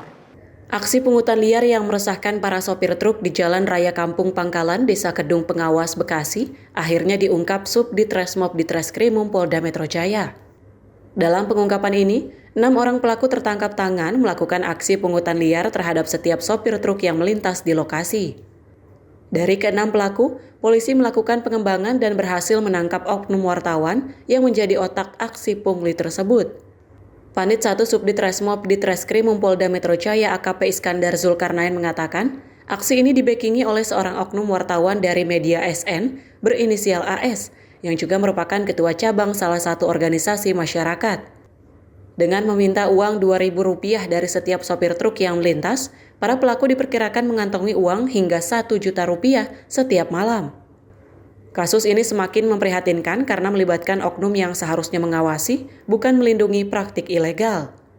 Kami dari Subdit Resmob Polda Metro Jaya berhasil mengamankan 7 orang yang diduga terlibat dalam kasus pemerasan dengan ancaman ataupun pemungutan liar terhadap supir truk di Kampung Pangkalan Desa Kedaung Pengawas, Kecamatan Babelan, Kabupaten Bekasi. Para pelaku ini tertangkap tangan saat ngetem atau mencegat di tengah jalan sambil meminta pungutan liar terhadap semua supir truk yang melintas. Saat ini para pelaku masih menjalani pemeriksaan di Polda Metro Jaya. Mereka dijerat pasal 368 KUHP tentang pemerasan dengan ancaman hukuman 5 tahun penjara. Dari Jakarta, Tim Liputan Sinpo TV melaporkan. Pemirsa, dalam operasi Berantas Jaya 2025, Kepolisian Polda Metro Jaya beserta Polres jajaran berhasil mengamankan 3.599 orang pelaku dengan 348 orang diantaranya telah ditetapkan sebagai tersangka. Para pelaku itu ditangkap atas tindakan aksi premanisme dan juga gangguan Kamtibmas yang meresahkan masyarakat. Operasi Berantas Jaya 2025 yang dimulai oleh Polda Metro Jaya dari tanggal 9 hingga 23 Mei ini membuahkan hasil penindakan dengan berfokus pada pelaku premanisme, anggota ormas yang anarkis, debt kolektor ilegal, dan kelompok geng motor. Seluruh Polres di bawah jajaran Polda Metro Jaya pun berhasil mengamankan 3.599 orang pelaku. Dengan 348 orang diantaranya telah ditetapkan sebagai tersangka. Dari total tersebut yang diamankan pihak kepolisian, diantaranya juga berasal dari ormas, dengan rincian 31 orang berasal dari Pemuda Pancasila, 10 orang berasal dari Forum Betawi Rempuk, dan 1 orang berasal dari Grip Jaya. Selain mengamankan para pelaku, polisi juga turut mengamankan beragam barang bukti terkait seperti senjata tajam, kendaraan roda 2 dan roda 4, handphone, laptop, karcis parkir diduga pungli, KTA ormas, seragam ormas, rekening bank BCA, dan uang tunai sebesar kurang lebih 85 juta rupiah. Dalam berbagai bentuk yang sifatnya premanisme yang dilakukan secara perorangan, premanisme yang berkedok organisasi masyarakat, premanisme berkedok debt kolektor dan geng motor yang mengakibatkan timbulnya tawuran. Di mana tadi sudah disampaikan oleh Kabid Humas, di mana tujuannya adalah untuk menciptakan situasi Kamtibmas yang kondusif, mengatasi gangguan pelaku premanisme serta mendukung kelancaran aktivitas ekonomi dan iklim investasi di wilayah hukum. Kemudian para tersangka ini diancam dengan beragam pasal KUHP terkait curat, Undang-Undang Darurat Nomor 12 Tahun 1951, pemerasan, penganiayaan, dan pengeroyokan. Dari Jakarta, Tim Liputan Sinpo TV melaporkan. Pemirsa, Bareskrim Polri berhasil mengamankan 4 orang tersangka atas kasus penyelundupan dan perdagangan gading gajah di Indonesia dengan total nilai aset mencapai 2 miliar rupiah. Polri tengah melakukan uji tes DNA untuk mengetahui asal gajah yang diburu. Bareskrim Polri melalui Direktorat Tindak Pidana Tertentu mengungkapkan penyelundupan barang berupa karya gading gajah seperti pipa rokok hingga patung senilai 2.384 juta rupiah. Pengungkapan ini dilakukan Bareskrim Polri bersama BKSDA Jawa Barat dan Jakarta, serta Yayasan WWF Indonesia dan International Animal Rescue of Indonesia. Direktur Tindak Pidana Tertentu Brigjen Nundung Syaifuddin menerangkan, keempat pelaku melancarkan aksinya dengan siaran langsung di jaring media sosial. Adapun keempat tersangka berhasil diamankan di 3 lokasi berbeda, yakni Sukabumi, Jawa Barat, hingga Tebet, Jakarta Selatan. Dari ketiga lokasi penangkapan di Tipiter, Bareskrim Polri mengamankan sejumlah barang bukti, yakni 322 pipa rokok, 10 buah patung ukir, 1 buah gesper, dan 7 buah gelang, dan masing-masing barang bukti murni berasal dari gading gajah yang dilindungi. Total nilai aset perkiraan total nilai aset yang kita sita atas perbuatan yang dilakukan oleh 4 tersangka ini lebih kurang 2.384 juta rupiah. Namun berdasarkan informasi dari rekan kita Pak Didit dari Kepala BKSDA Jakarta, nilai ini bervariatif atau fluktuatif tergantung dari buyer atau konsumen. Bisa saja satu gading gajah ini dengan pembeli yang tepat atau yang memang betul-betul menginginkan, nilainya bisa lebih dari 1 miliar. Itu satu pitch-nya. Adapun hingga kini Polri masih melakukan uji tes DNA guna mengetahui asal-muasal gajah-gajah tersebut berasal. Dari Jakarta, Max Juru Kamera Azizul Hakim, Tim Liputan Sinpo TV. Dan Tiara, kalau kita melihat berita tadi, kita tahu bahwasannya Bareskrim ini berhasil menangkap 4 tersangka dengan kerugian ini mencapai 2,3 miliar rupiah, dan ini melibatkan jual beli gading gajah. Betul sekali, dan memang kalau misalnya kita lihat berdasarkan tayangan tadi sebelumnya, bahwa pengungkapan awal kasus penindakan penjualan gading gajah secara ilegal ini melalui sosial media, dan untuk membahasnya secara lebih mendalam tentu dalam hal ini kita akan melihat bagaimana WWF Indonesia melihat Bareskrim Polri yang telah berhasil mengungkap sindikat gading gajah. Sudah hadir bersama kita via Zoom ada Bapak Muhammad Ali Imron selaku Direktur Kehutanan dan Satwa Liar WWF Indonesia. Selamat pagi Pak Ali Imron. Selamat pagi. Pak Ali, terima kasih sudah bergabung bersama kami di Menyapa Pagi. Dan Pak Ali, berdasarkan informasi Bareskrim Polri telah berhasil mengungkap sindikat perdagangan untuk gading gajah ilegal. Kalau dari Pak Ali sendiri melihatnya dari WWF Indonesia, seperti apa proses pengungkapan yang telah berhasil dilakukan oleh Bareskrim Polri? Ya, terima kasih. Pertama yang ingin kami sampaikan, kami apresiasi setinggi-tingginya kepada Bareskrim Polri yang sudah bisa mengungkap kasus ini dan kemudian disampaikan di masyarakat. Ini tentu saja tidak hanya sekedar pengungkapan kasus kriminal, tapi juga media edukasi yang penting bagi masyarakat bahwa pemanfaatan bagian tubuh ataupun makhluk unit tubuh yang utuh untuk tujuan-tujuan komersil, apalagi menyangkut spesies yang terancam punah seperti gajah yang baik ini nanti gajah Sumatera pun gajah yang lain, ini merupakan concern bersama bahwa masyarakat juga perlu tahu bahwa ada masalah ketika kita menggunakan bagian dari tubuh, terutama ini gading ya, untuk tujuan komersil yang itu bisa berdampak pada populasi yang ada di alam. Kami di WWF selama ini bekerja di lapangan, membantu pemerintah Indonesia untuk melakukan konservasi berbagai jenis spesies yang terancam punah, termasuk gajah Sumatera di sini. Ya, kita merasa terbantu. Karena apa? Karena ketika pengungkapan perdagangan ini merupakan kalau boleh kami katakan ini pasar ya. Pasar yang menyebabkan terjadinya poaching atau perburuan liar di lapangan. Sementara kami di lapangan menghadapi masalah dengan perburuan liar, dan masalah itu perlu ditangani di akarnya. Salah satu akarnya ya adalah perdagangan yang ditemukan oleh Mabes Polri.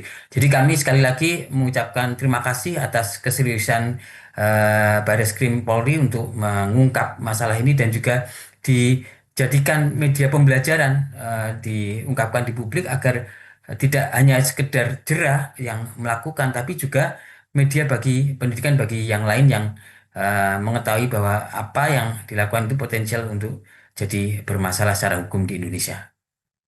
Pak Ali, kalau yang menjadi catatan adalah bagaimana awal mula ketika kasus ini ditemukan oleh Bareskrim Polri adalah justru untuk pemasaran dari gading gajah ini melalui media sosial. Kalau kita tahu sebelumnya pemasaran gading gajah ini kan melalui pasar gelap, namun saat ini justru terang-terangan di media sosial. Apakah ini memang mereka tidak tahu sebenarnya gading gajah ini menjadi hal yang dilindungi atau sudah seterbuka itu, Pak Ali? Ini memang fenomena yang menarik ya. Pertama,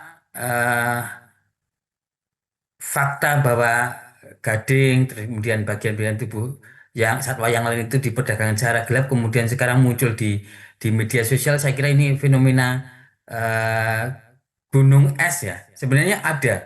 Kami melihat ada potensi perdagangan untuk jenis-jenis yang lain terjadi di media online, tapi memang selama ini mungkin belum ada tindakan yang berdampak ya. Sehingga kami melihat ini salah satu contoh tindakan yang cukup berdampak bagi upaya perdagangan satwa liar yang dilindungi terutama di media sosial. Kami bekerjasama dengan beberapa toko online gitu. Tapi untuk kasus ini ya, Marine and Fisheries, jadi di perikanan itu kami berhasil bekerjasama untuk membantu mendeteksi kemungkinan terjadinya perdagangan satwa atau ikan yang ilegal agar dideteksi oleh penyelenggara media perdagangan online ini untuk bisa dideteksi dan kemudian di ban. Nah ini untuk konteks ikan kita sudah berhasil, tapi konteks yang lain yang seperti gajah ini memang baru pertama kali dan kami cukup surprise ini karena kejadiannya sudah cukup berani. Nah kalau saya lihat ini seperti gunung es yang berani muncul di sini sudah cukup besar ya jumlahnya. Pasti akan ada yang lain yang juga akan lebih banyak di sana yang belum terungkap. Modus black market saya kira tetap akan harus diwaspadai terus. Jadi ini tidak berarti keberhasilan semuanya, tapi kita harus tetap berhati-hati terus melakukan upaya untuk mengeksplorasi ya tadi, mengungkapkan yang terutama yang tadi black market saya kira tetap jadi akan jadi pasar utama karena ini perdagangan ini adalah perdagangan ilegal. Baik, perdagangan ilegal dan yang menjadi catatan kalau misalnya berdasarkan tayangan tadi Pak Ali untuk nilai dari perdagangan gading gajah ini mencapai 2,3 miliar rupiah. Namun di satu sisi harga dari gading gajah di pasaran ini bersifat fluktuatif dan bahkan mungkin bisa melampaui dari 2,3 miliar rupiah itu sendiri. Itu menjadi salah satu ketertarikan dari oknum-oknum yang melakukan perdagangan gading gajah ini sendiri. Kalau dari WWF Indonesia sendiri dengan melihat adanya fenomena yang dilakukan perdagangan sudah mulai dilakukan di sosial media secara terang-terangan seperti itu. Apakah ada sudah komunikasi yang dilakukan lebih intens dengan pemerintah dalam hal ini untuk kemudian sama-sama kita lindungi satwa liar yang ada di Indonesia terutama, Pak Ali? Ya, yang pertama saya terkait dengan nilai tadi dulu ya. Saya kira pendekatannya kan nanti penghitungan kerugian negara itu bukan pendekatan pasar saja, apa yang dijual, yang dihargai, tapi juga pendekatan hitungan ekonomi, di mana kehilangan satu individu gajah itu berarti kan kehilangan peran mereka di alam. Gajah sebagai penyebar bibit, penyebar biji-bijian, dia juga melakukan modifikasi habitat, itu yang tidak atau sulit sekali untuk dinilai. Nah, jadi nanti kalau kami pertama menyarankan terkait dengan penilaian ini jangan terbatas pada nilai jualnya saja, tapi nilai ekonomi bagi ekologi terutama, dan juga nanti konteks ekologi itu kan juga berdampak juga ke masyarakat, termasuk misalnya gajah itu membantu persebaran, jadi vegetasi bisa menyelamatkan tata air, itu kan bagian yang akan komprehensif untuk dihitung itu. Dan yang kedua terkait dengan upaya WWF untuk mendukung ini, sebenarnya kami selama ini memang kurang lebih 5 tahun terakhir ini kita tidak banyak bekerja di marine and fisheries ya. Kami bekerja dan juga dari beberapa negara ini mendampingi untuk memberi pelatihan untuk mengidentifikasi jenis-jenis yang dilindungi dan diperdagangkan. Nah ini kita bekerja sama secara internasional untuk melakukan upaya pendampingan itu. Selain itu sebenarnya kami di WWF juga di network kami memang kami ada concern terkait dengan illegal wildlife trade atau perdagangan satwa liar yang dilindungi ini. Jadi karena melibatkan pasar internasional. Paling tidak dari kasus ini kita identifikasi ada, kalau tidak salah tadi 2 negara ya. Kemarin itu 2 negara, Malaysia dan Thailand, kalau India kalau nggak keliru ya. Ada 2 itu yang teridentifikasi untuk perdagangan ini.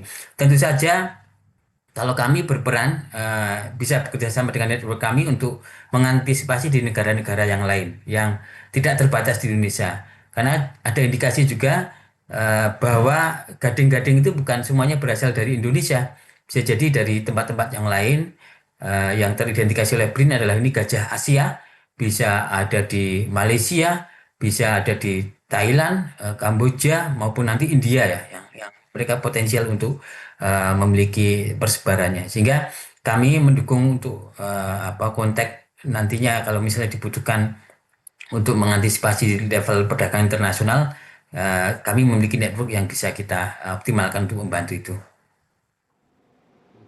Baik, Pak Ali, kalau dari catatan WWF sendiri melihat tren perdagangan gading gajah secara ilegal ini apakah dari tahun ke tahun ini mengalami penurunan atau justru mengalami peningkatan, Pak Ali, kalau dari data WWF selama ini? Apalagi ditambah lagi dengan adanya media sosial yang kita tahu ini sudah semakin terang-terangan, apakah ini juga meningkatkan secara signifikan terkait dengan penjualan gading gajah ini, Pak Ali? Kami ini disclaimer dan terus terang tidak punya data tren itu ya, karena memang kami sangat terbatas, kerja kami fokus pada upaya mendukung konservasi di habitat alaminya. Jadi kami mungkin kurang lebih 5 tahun terakhir ini tidak banyak bekerja di bidang observasi data perdagangan satwa liar ini. Jadi mohon maaf saya mungkin tidak bisa memberikan informasi itu. Akan bagus kalau misalnya ke KSDAE ataupun ke Dirjen Gakum untuk bisa mengkonfirmasi data itu. Baik, kalau tadi sebelumnya Pak Ali juga sempat menjelaskan apa saja kemudian yang sudah dilakukan oleh WWF Indonesia dengan pihak baik itu secara internal dari Indonesia dan juga secara internasional dengan sejumlah negara yang sudah dilakukan. Kalau dari WWF Indonesia sendiri melihatnya apa yang perlu lebih ditekankan oleh pemerintah Indonesia untuk melakukan perlindungan agar kemudian harapannya tentu meminimalisir adanya perdagangan gading gajah ini kembali terulang, Pak Ali? Ya, terima kasih. Ini pertanyaan yang sangat strategis ya. Kenapa? Karena kalau kami melihat bahwa ini upaya konservasi itu tidak bisa eksklusif dilakukan oleh hanya pihak-pihak tertentu yang selama ini bekerja di situ, tapi ketika misalnya contoh kasus ini Barreskrim menggunakan teknologi informasi bisa mendeteksi, itu kan berarti menunjukkan bahwa upaya konservasi itu tidak hanya dikerjakan oleh teman-teman yang bekerja di lapangan saja, tapi juga melibatkan banyak pihak. Sehingga kami senang sekali ini sebagai langkah penting untuk bisa membuka kerja kolaborasi. Jadi kami melihat kolaborasi ini akan memperingan pekerjaan satu sama lain. Kami tentu saja bekerja di bidang konservasi ini kan dalam rangka membantu pemerintah untuk mengatasi atau menyelesaikan masalah-masalah konservasi. Tentu saja kami juga menyadari tidak bisa bekerja sendiri.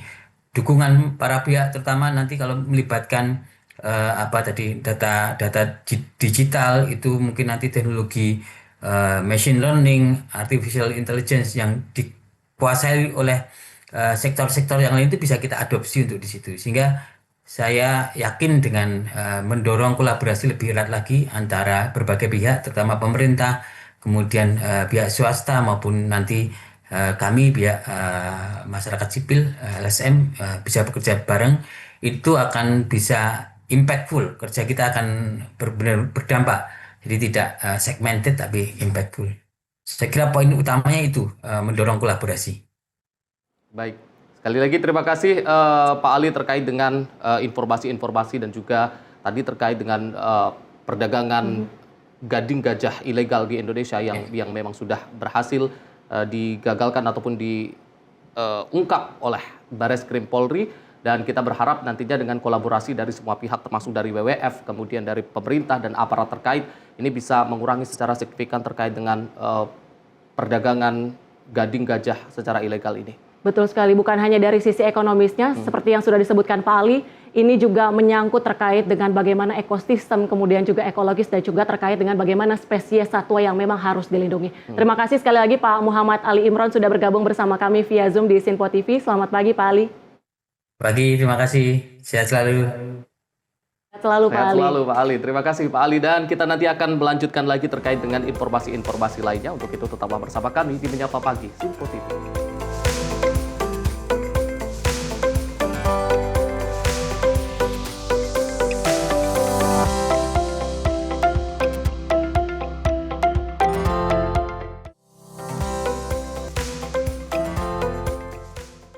Kami hadir dengan rangkaian informasi dari berbagai penjuru dunia. Topik dan isu yang tengah menjadi sorotan mancanegara dikemas dengan lengkap untuk Anda.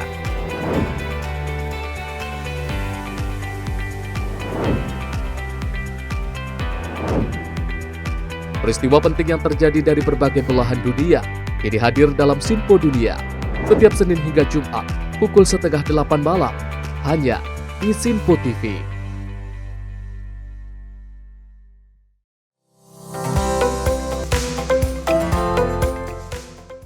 Terima kasih pemirsa, Anda masih menyaksikan Menyapa Pagi. Informasi kami lanjutkan. Pemirsa, Presiden Prabowo Subianto dan Presiden Prancis direncanakan mengunjungi Candi Borobudur, Magelang, Jawa Tengah.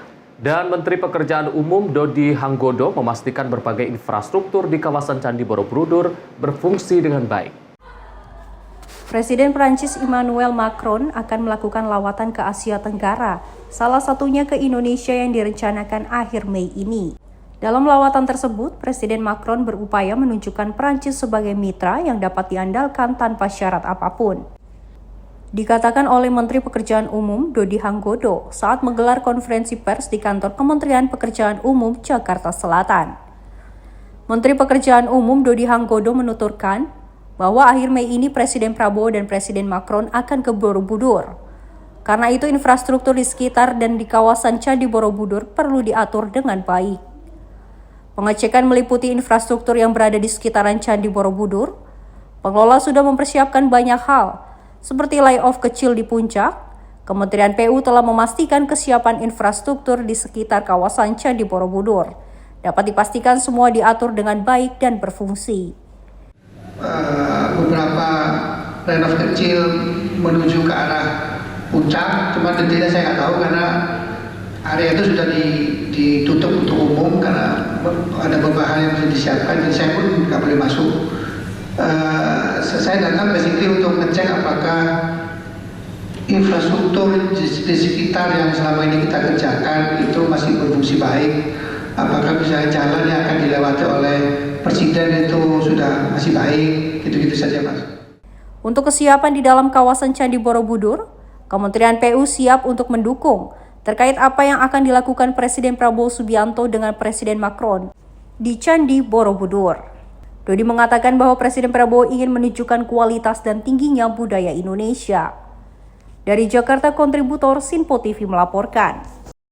Candi Borobudur sebagai situs warisan dunia yang diakui oleh UNESCO, tentu ini menjadi salah satu keistimewaan bagi Indonesia memiliki Candi Borobudur. Tentu kita harapkan ini bisa menjadi agar ada sejumlah perbaikan yang dilakukan di Candi Borobudur saat kunjungan nanti tentunya Presiden Prancis ke Indonesia. Maka tidak heran segala perbaikan ataupun persiapan untuk menyambut kehadiran dari Presiden Prancis ke Indonesia, terutama infrastruktur yang ada di Borobudur mungkin diperbaiki ini untuk menunjukkan bahwasanya Indonesia memiliki situs warisan dunia yang diakui oleh UNESCO. Betul. Kalau Prancis punya Menara Eiffel, Indonesia nggak mau kalah, kita punya Borobudur. Betul sekali. Dan pemirsa, kita beralih ke informasi lain, di mana untuk memastikan hewan kurban sehat untuk dikonsumsi masyarakat nanti, petugas Sudin KPKP dari Wali Kota Jakarta Pusat melakukan pemeriksaan hewan kurban yang ada di Lapak Kemayoran. Dan sasaran pemeriksaan petugas adalah memastikan usia hewan cukup untuk dikurban dan terhindar dari penyakit antraks.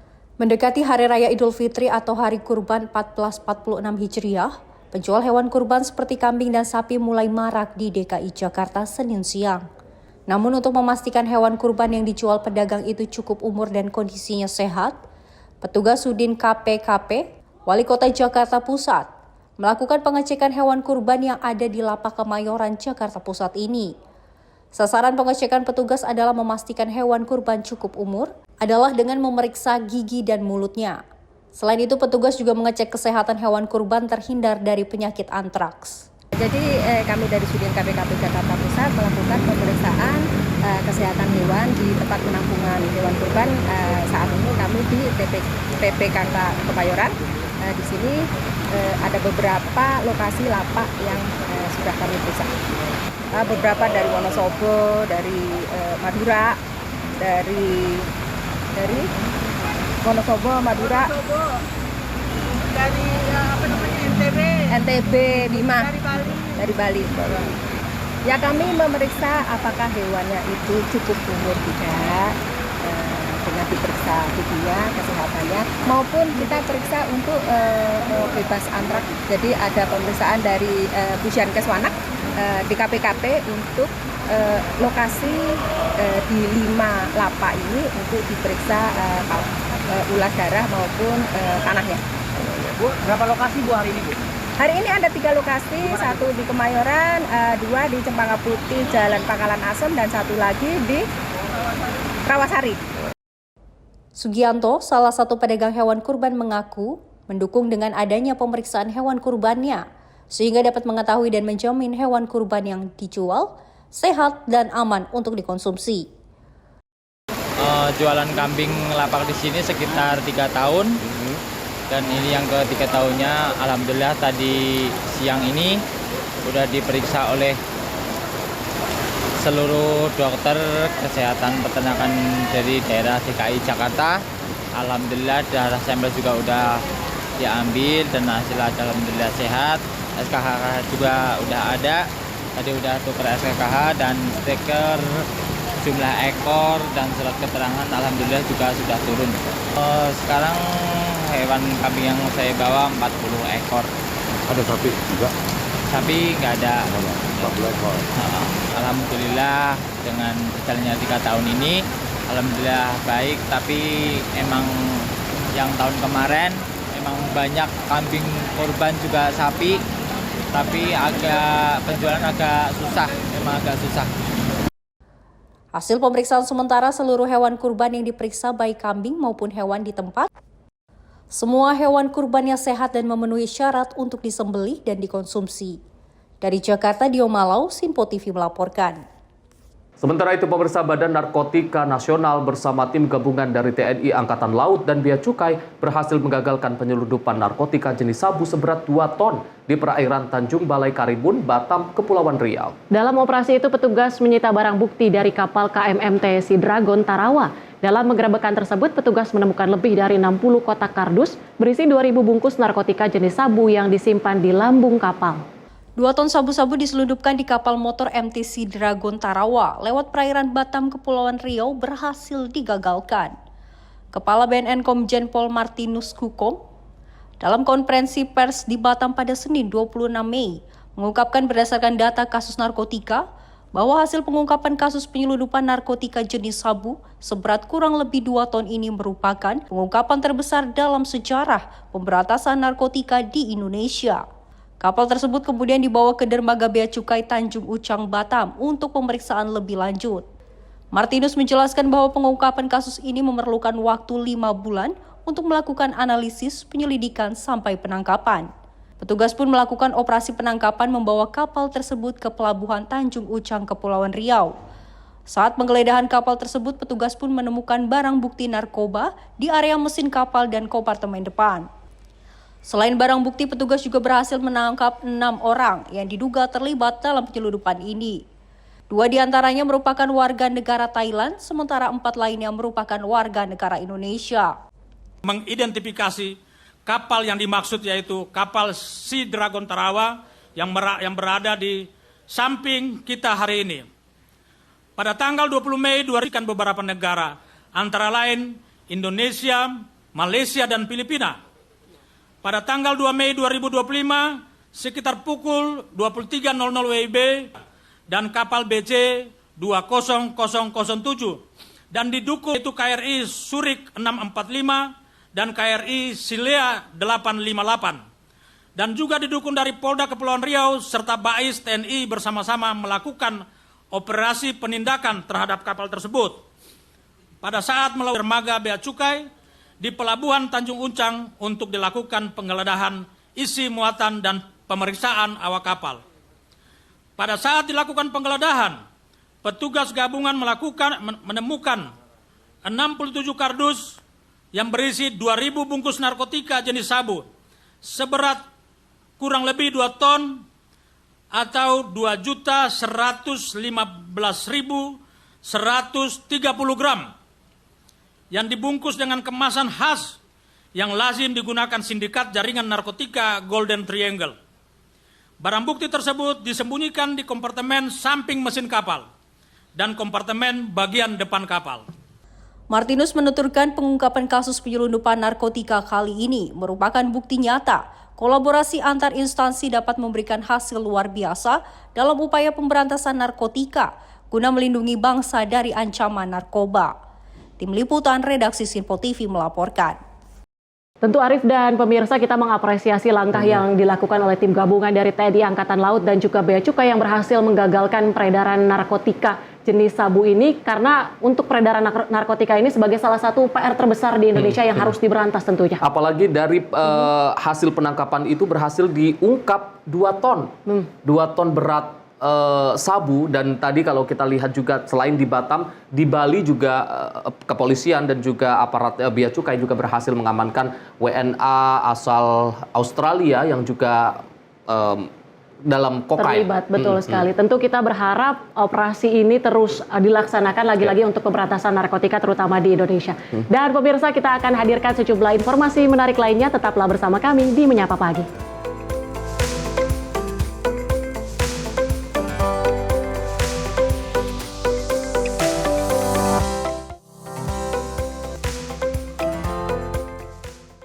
Pemirsa, Simpo TV kembali hadir menemani Anda dengan berbagai informasi yang telah kami rangkum dalam sepekan. Sajian lengkap informasi sepekan kami hadirkan untuk Anda. Badan Legislasi DPR menemui masa unjuk rasa di depan gedung DPR RI Senayan, Jakarta. Menemani akhir pekan Anda bersama keluarga dengan rangkuman berita menyeluruh dalam Simpo Sepekan setiap minggu pukul 6 pagi hanya di Simpo TV.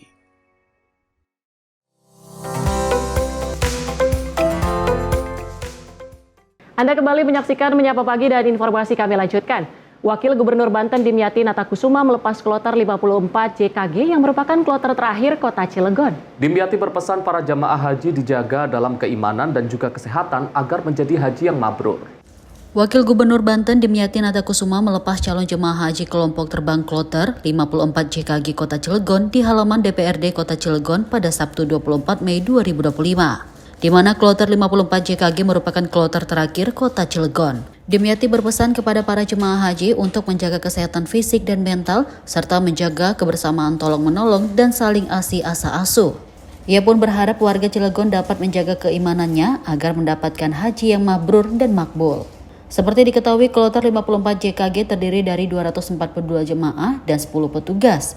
Kloter tersebut gabungan jemaah haji asal Kota Cilegon, Kabupaten Serang, dan Kabupaten Tangerang. Tim redaksi Simpo TV melaporkan. Pemirsa, Wakil Menteri Sosial RI Agus Jabo menegaskan bahwa negara serius dalam menjalankan program sekolah rakyat untuk memutus transmisi kemiskinan. Untuk memenuhi hak-hak dasar masyarakat, sekolah rakyat menjadi bagian transformasi besar dari program pasif ke arah pemberdayaan aktif. Hal ini disampaikan Wakil Menteri Sosial RI Agus Jabo saat menghadiri acara Double Check PCO Ex Gempita di Toti Herati Museum Jakarta pada 24 Mei 2025. Wamensos tegaskan bahwa sekolah rakyat bukan sekedar program pendidikan, melainkan gerakan strategis untuk memutus mata rantai kemiskinan dan mengubah pola pikir masyarakat menjadi lebih mandiri. Ini yang mau dipotong sama Pak Presiden, gitu loh. Jangan sampai anak yang hidup dalam keluarga miskin ikut miskin. Negara harus ambil, kita pindahkan ke sekolah rakyat itu. Karena Presiden tujuannya adalah memuliakan orang-orang miskin dan memotong transmisi kemiskinan.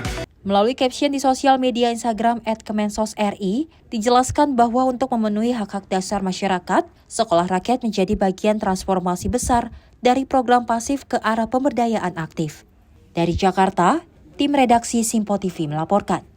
Pemirsa, Komisi Penyiaran Indonesia Daerah Provinsi Jawa Barat terus melakukan edukasi tentang ancaman dalam disrupsi informasi di era digitalisasi kepada generasi muda ke sekolah-sekolah. Salah satunya SMK Negeri 1 Kota Cimahi yang menjadi langkah awal KPID Jabar menggencarkan gerakan literasi media melalui kegiatan upacara pada Senin pagi. Bertempat di lapangan upacara SMK Negeri 1 Cimahi, Komisi Penyiaran Indonesia Daerah Provinsi Jawa Barat memberikan edukasi penyiaran tentang manfaat, dampak, hingga isi konten siaran dan pelestarian lembaga penyiaran kepada para siswa dan guru di SMK Negeri 1 Cimahi Senin pagi. Ketua KPID Jawa Barat Adiana Slamet mengatakan informasi yang beredar di media berbasis internet sangat berbahaya bila para generasi muda tidak memiliki pemikiran kritis. Oleh karena itu, KPID mengajak untuk kembali menonton dan mendengarkan televisi dan radio dalam mencari informasi yang baik. Informasi yang beredar di media berbasis internet itu sangat berbahaya ketika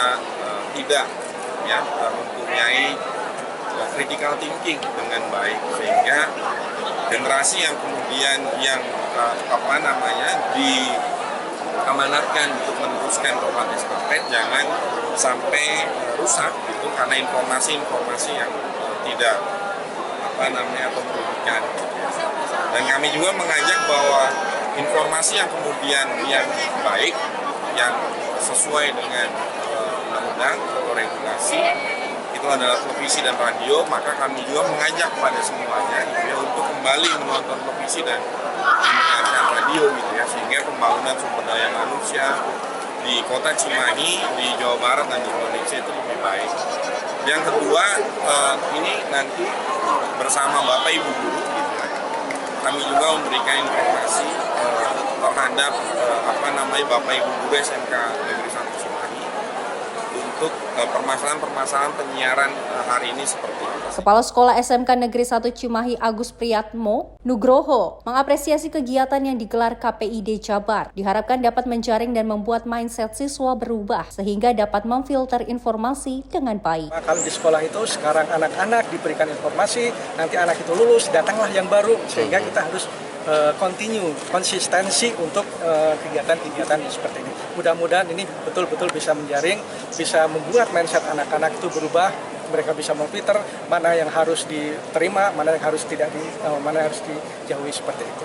Selain para siswa, KPID Jabar memberikan edukasi penyiaran tentang manfaat atau dampak, sehingga isi konten siaran dan pelestarian lembaga penyiaran kepada para pengajar atau guru di SMK 1 Cimahi. Dari Bandung, kontributor Sinpo TV melaporkan. Di tengah era digital kita tahu arus informasi begitu deras menerpa apalagi di kalangan pelajar. Betul. Ini yang sangat rentan terkait dengan isu-isu ataupun kabar-kabar berita hoax ini. Betul, derasnya informasi yang kemudian saat ini sangat mudah diakses terutama tadi di kalangan pelajar. Tentu butuh yang namanya literasi digital terutama agar lebih bisa memilah berita mana yang kemudian fakta ataupun hoax. Dan untuk menguliknya secara lebih mendalam telah hadir bersama kami via Zoom di pagi hari ini Kang Adiana Slamet, Ketua KPID Jawa Barat. Selamat pagi Kang Adiana. Selamat pagi, Assalamualaikum, Sampurasun.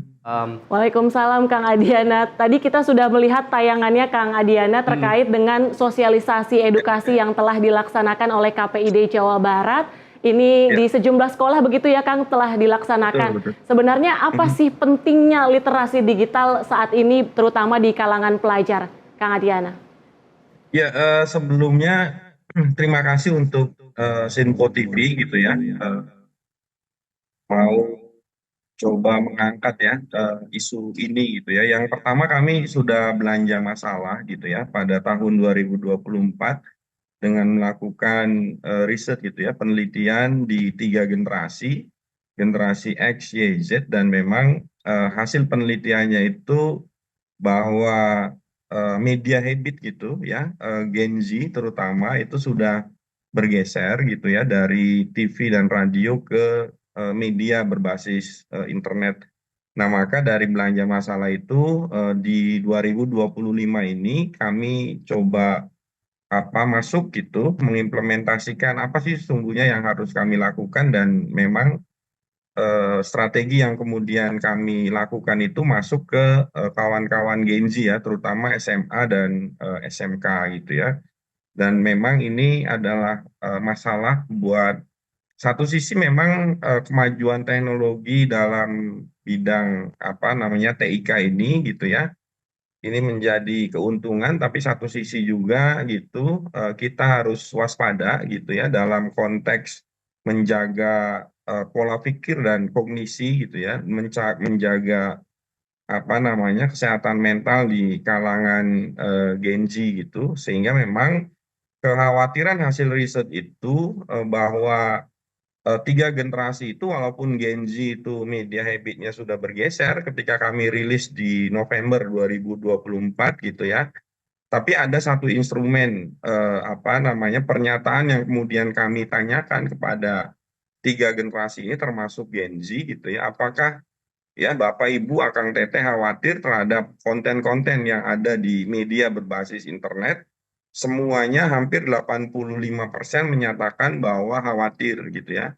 Khawatir tentang apa? Tentang konten-konten yang kemudian ada di media berbasis internet ini, tentang konten kekerasan gitu, konten pornografi gitu ya, konten hoax, apa namanya, dan yang lain-lain. Maka kami di tahun ini akan turun gitu secara intens untuk masuk ke kalangan Gen Z untuk melakukan literasi apa namanya media ini gitu.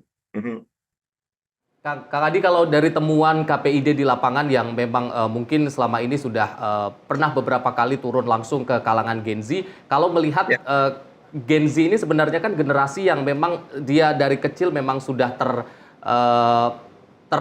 terpa digital, sosial media. Apakah kalau kita melihat Gen Z ini justru lebih kritis terhadap soal-soal hoax di media sosial dibandingkan dengan generasi-generasi sebelumnya, katakanlah milenial atau baby boomer dan lain sebagainya, atau seperti apa? Atau justru Gen Z ini menjadi generasi yang cukup rawan terkait konten-konten hoax ini, Kang?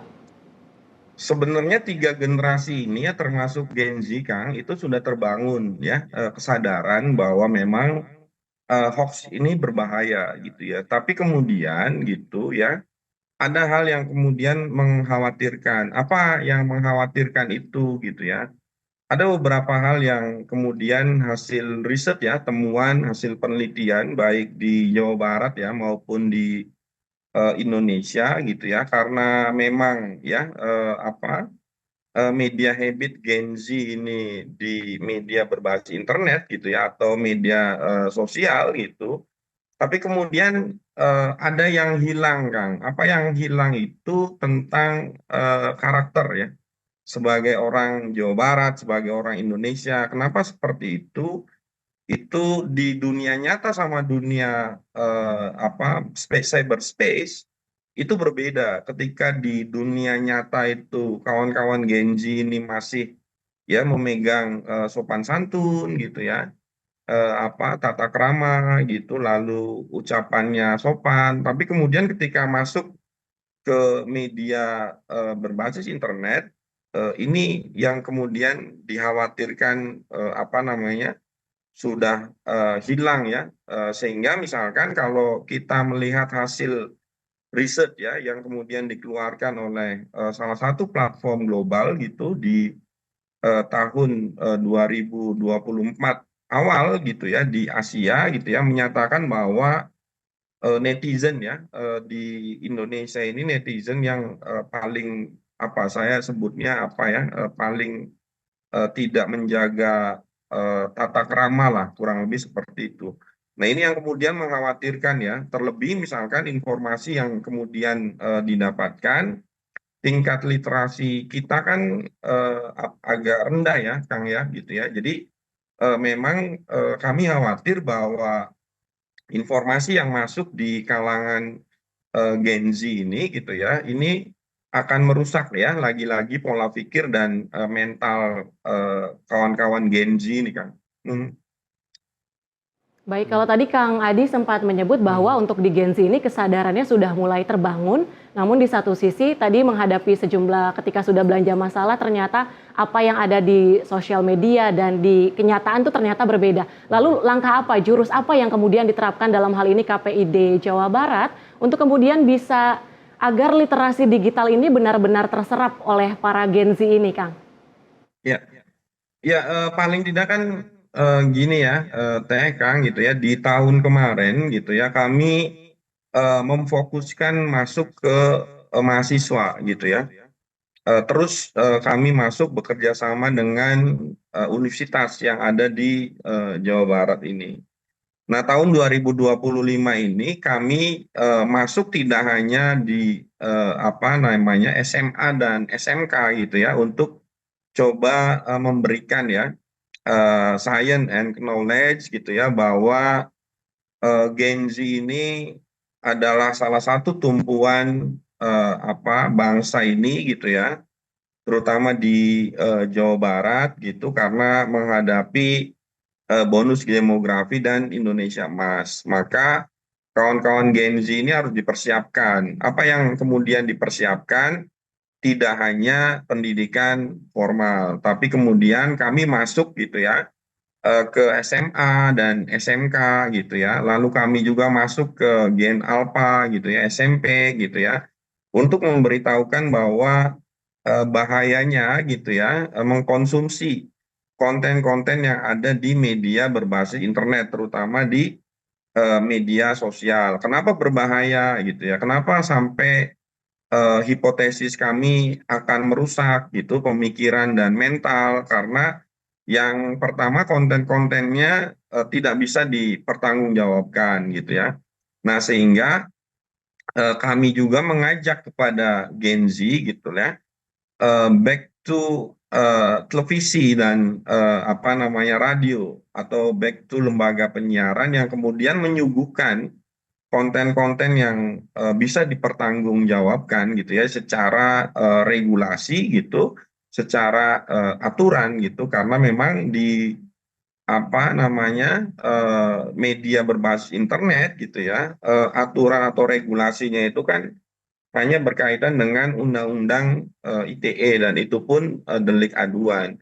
Dan kami mendapati apa namanya curahan hati juga Kang Teh dari Bapak Ibu guru gitu ya, bahwa Bapak Ibu guru juga sudah apa namanya memandang bahwa di ruang cyberspace ini sudah mengkhawatirkan konsumsi media atau media habit di kalangan Gen Z itu sudah mengkhawatirkan gitu ya, sampai ada beberapa kasus gitu ya yang kemudian itu dianggap sangat-sangat berbahaya gitu, kurang lebih seperti itu.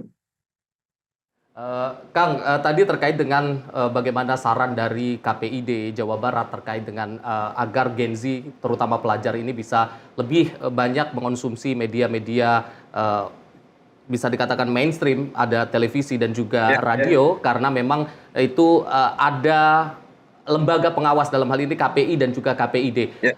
Yang menjadi tantangan saat ini adalah bagaimana lembaga-lembaga ataupun konten-konten di media sosial memang saat ini lebih bebas dibandingkan dengan konten-konten yang disiarkan melalui televisi ataupun radio.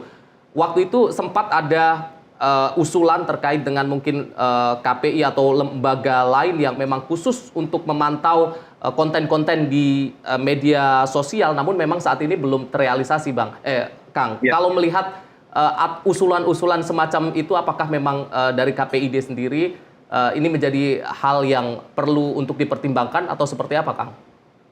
Ya, paling tidak gini ya Kang ya. Jadi di hasil penelitian kami juga di Jawa Barat gitu ya, yang tadi ya rilis bulan November itu gitu ya, kami menanyakan ketiga generasi ini termasuk Gen Z gitu ya, apakah negara harus ya mengawasi media berbasis internet ya. Nah, jawabannya itu memang mayoritas gitu, sekitar 70-80% gitu, bahwa tiga generasi ini termasuk Gen Z gitu ya, menghendaki bahwa apa namanya media berbasis internet ya, dan salah satunya itu media sosial gitu, itu diatur oleh negara gitu ya. Dan memang hari ini kan yang mengatur itu kan platform global ya Kang ya, bukan negara gitu ya.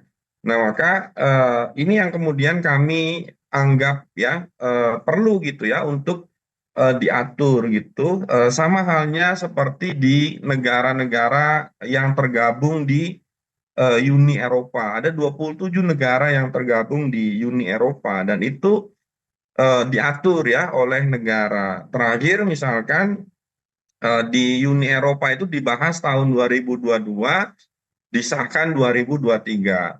Terakhir 2024 kemarin ya, Australia gitu ya, membuat undang-undang tentang pembatasan anak usia 16 tahun untuk mengakses ya media sosial. Dan ini saya pikir sangat perlu dan sangat penting, karena memang konstruksi berpikirnya tidak hanya bahwa media sosial ini tempat mencari teman atau tempat apa bermain gitu ya, atau tempat untuk memvalidasi ya kegiatan atau apapun gitu ya, tapi dalam konteks yang lebih luas gitu, bahwa negara juga berkewajiban gitu ya untuk melindungi kognisi ya masyarakatnya gitu ya dari semua aspek ya, IPO, Lexosbud, Hankam gitu ya.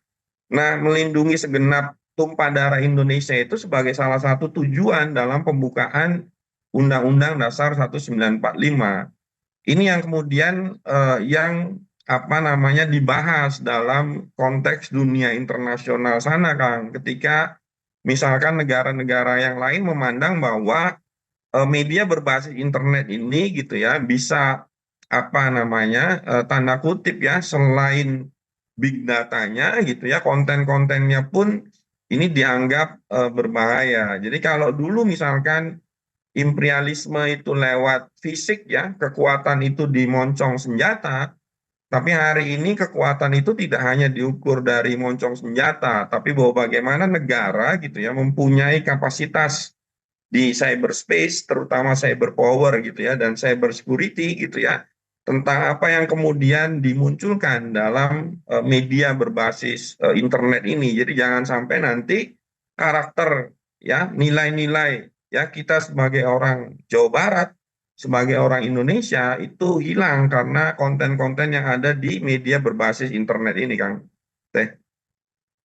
Kang Adi, berarti memang dibutuhkan kolaborasi dari seluruh pihak terkait untuk kemudian tetap memberikan pendidikan literasi tersebut, terutama bagi Gen Z yang saat ini tengah digempur dengan berbagai informasi dari berbagai platform seperti itu. Terakhir, Kang Adi, sejumlah edukasi sosialisasi dilakukan tentunya oleh dalam hal ini KPID Jawa Barat kepada para pelajar seperti itu. Seberapa efektif pendidikan literasi yang diberikan ini untuk menangkal hoax ataupun fake news yang beredar, Kang Adi? Ya, Kang, jadi kita tadi ya, ini sudah masuk ke dua sekolah ya. Yang pertama kita memperingati Hardiknas gitu ya di SMA 2 Bandung gitu, dan SMK 1 Cimahi ya.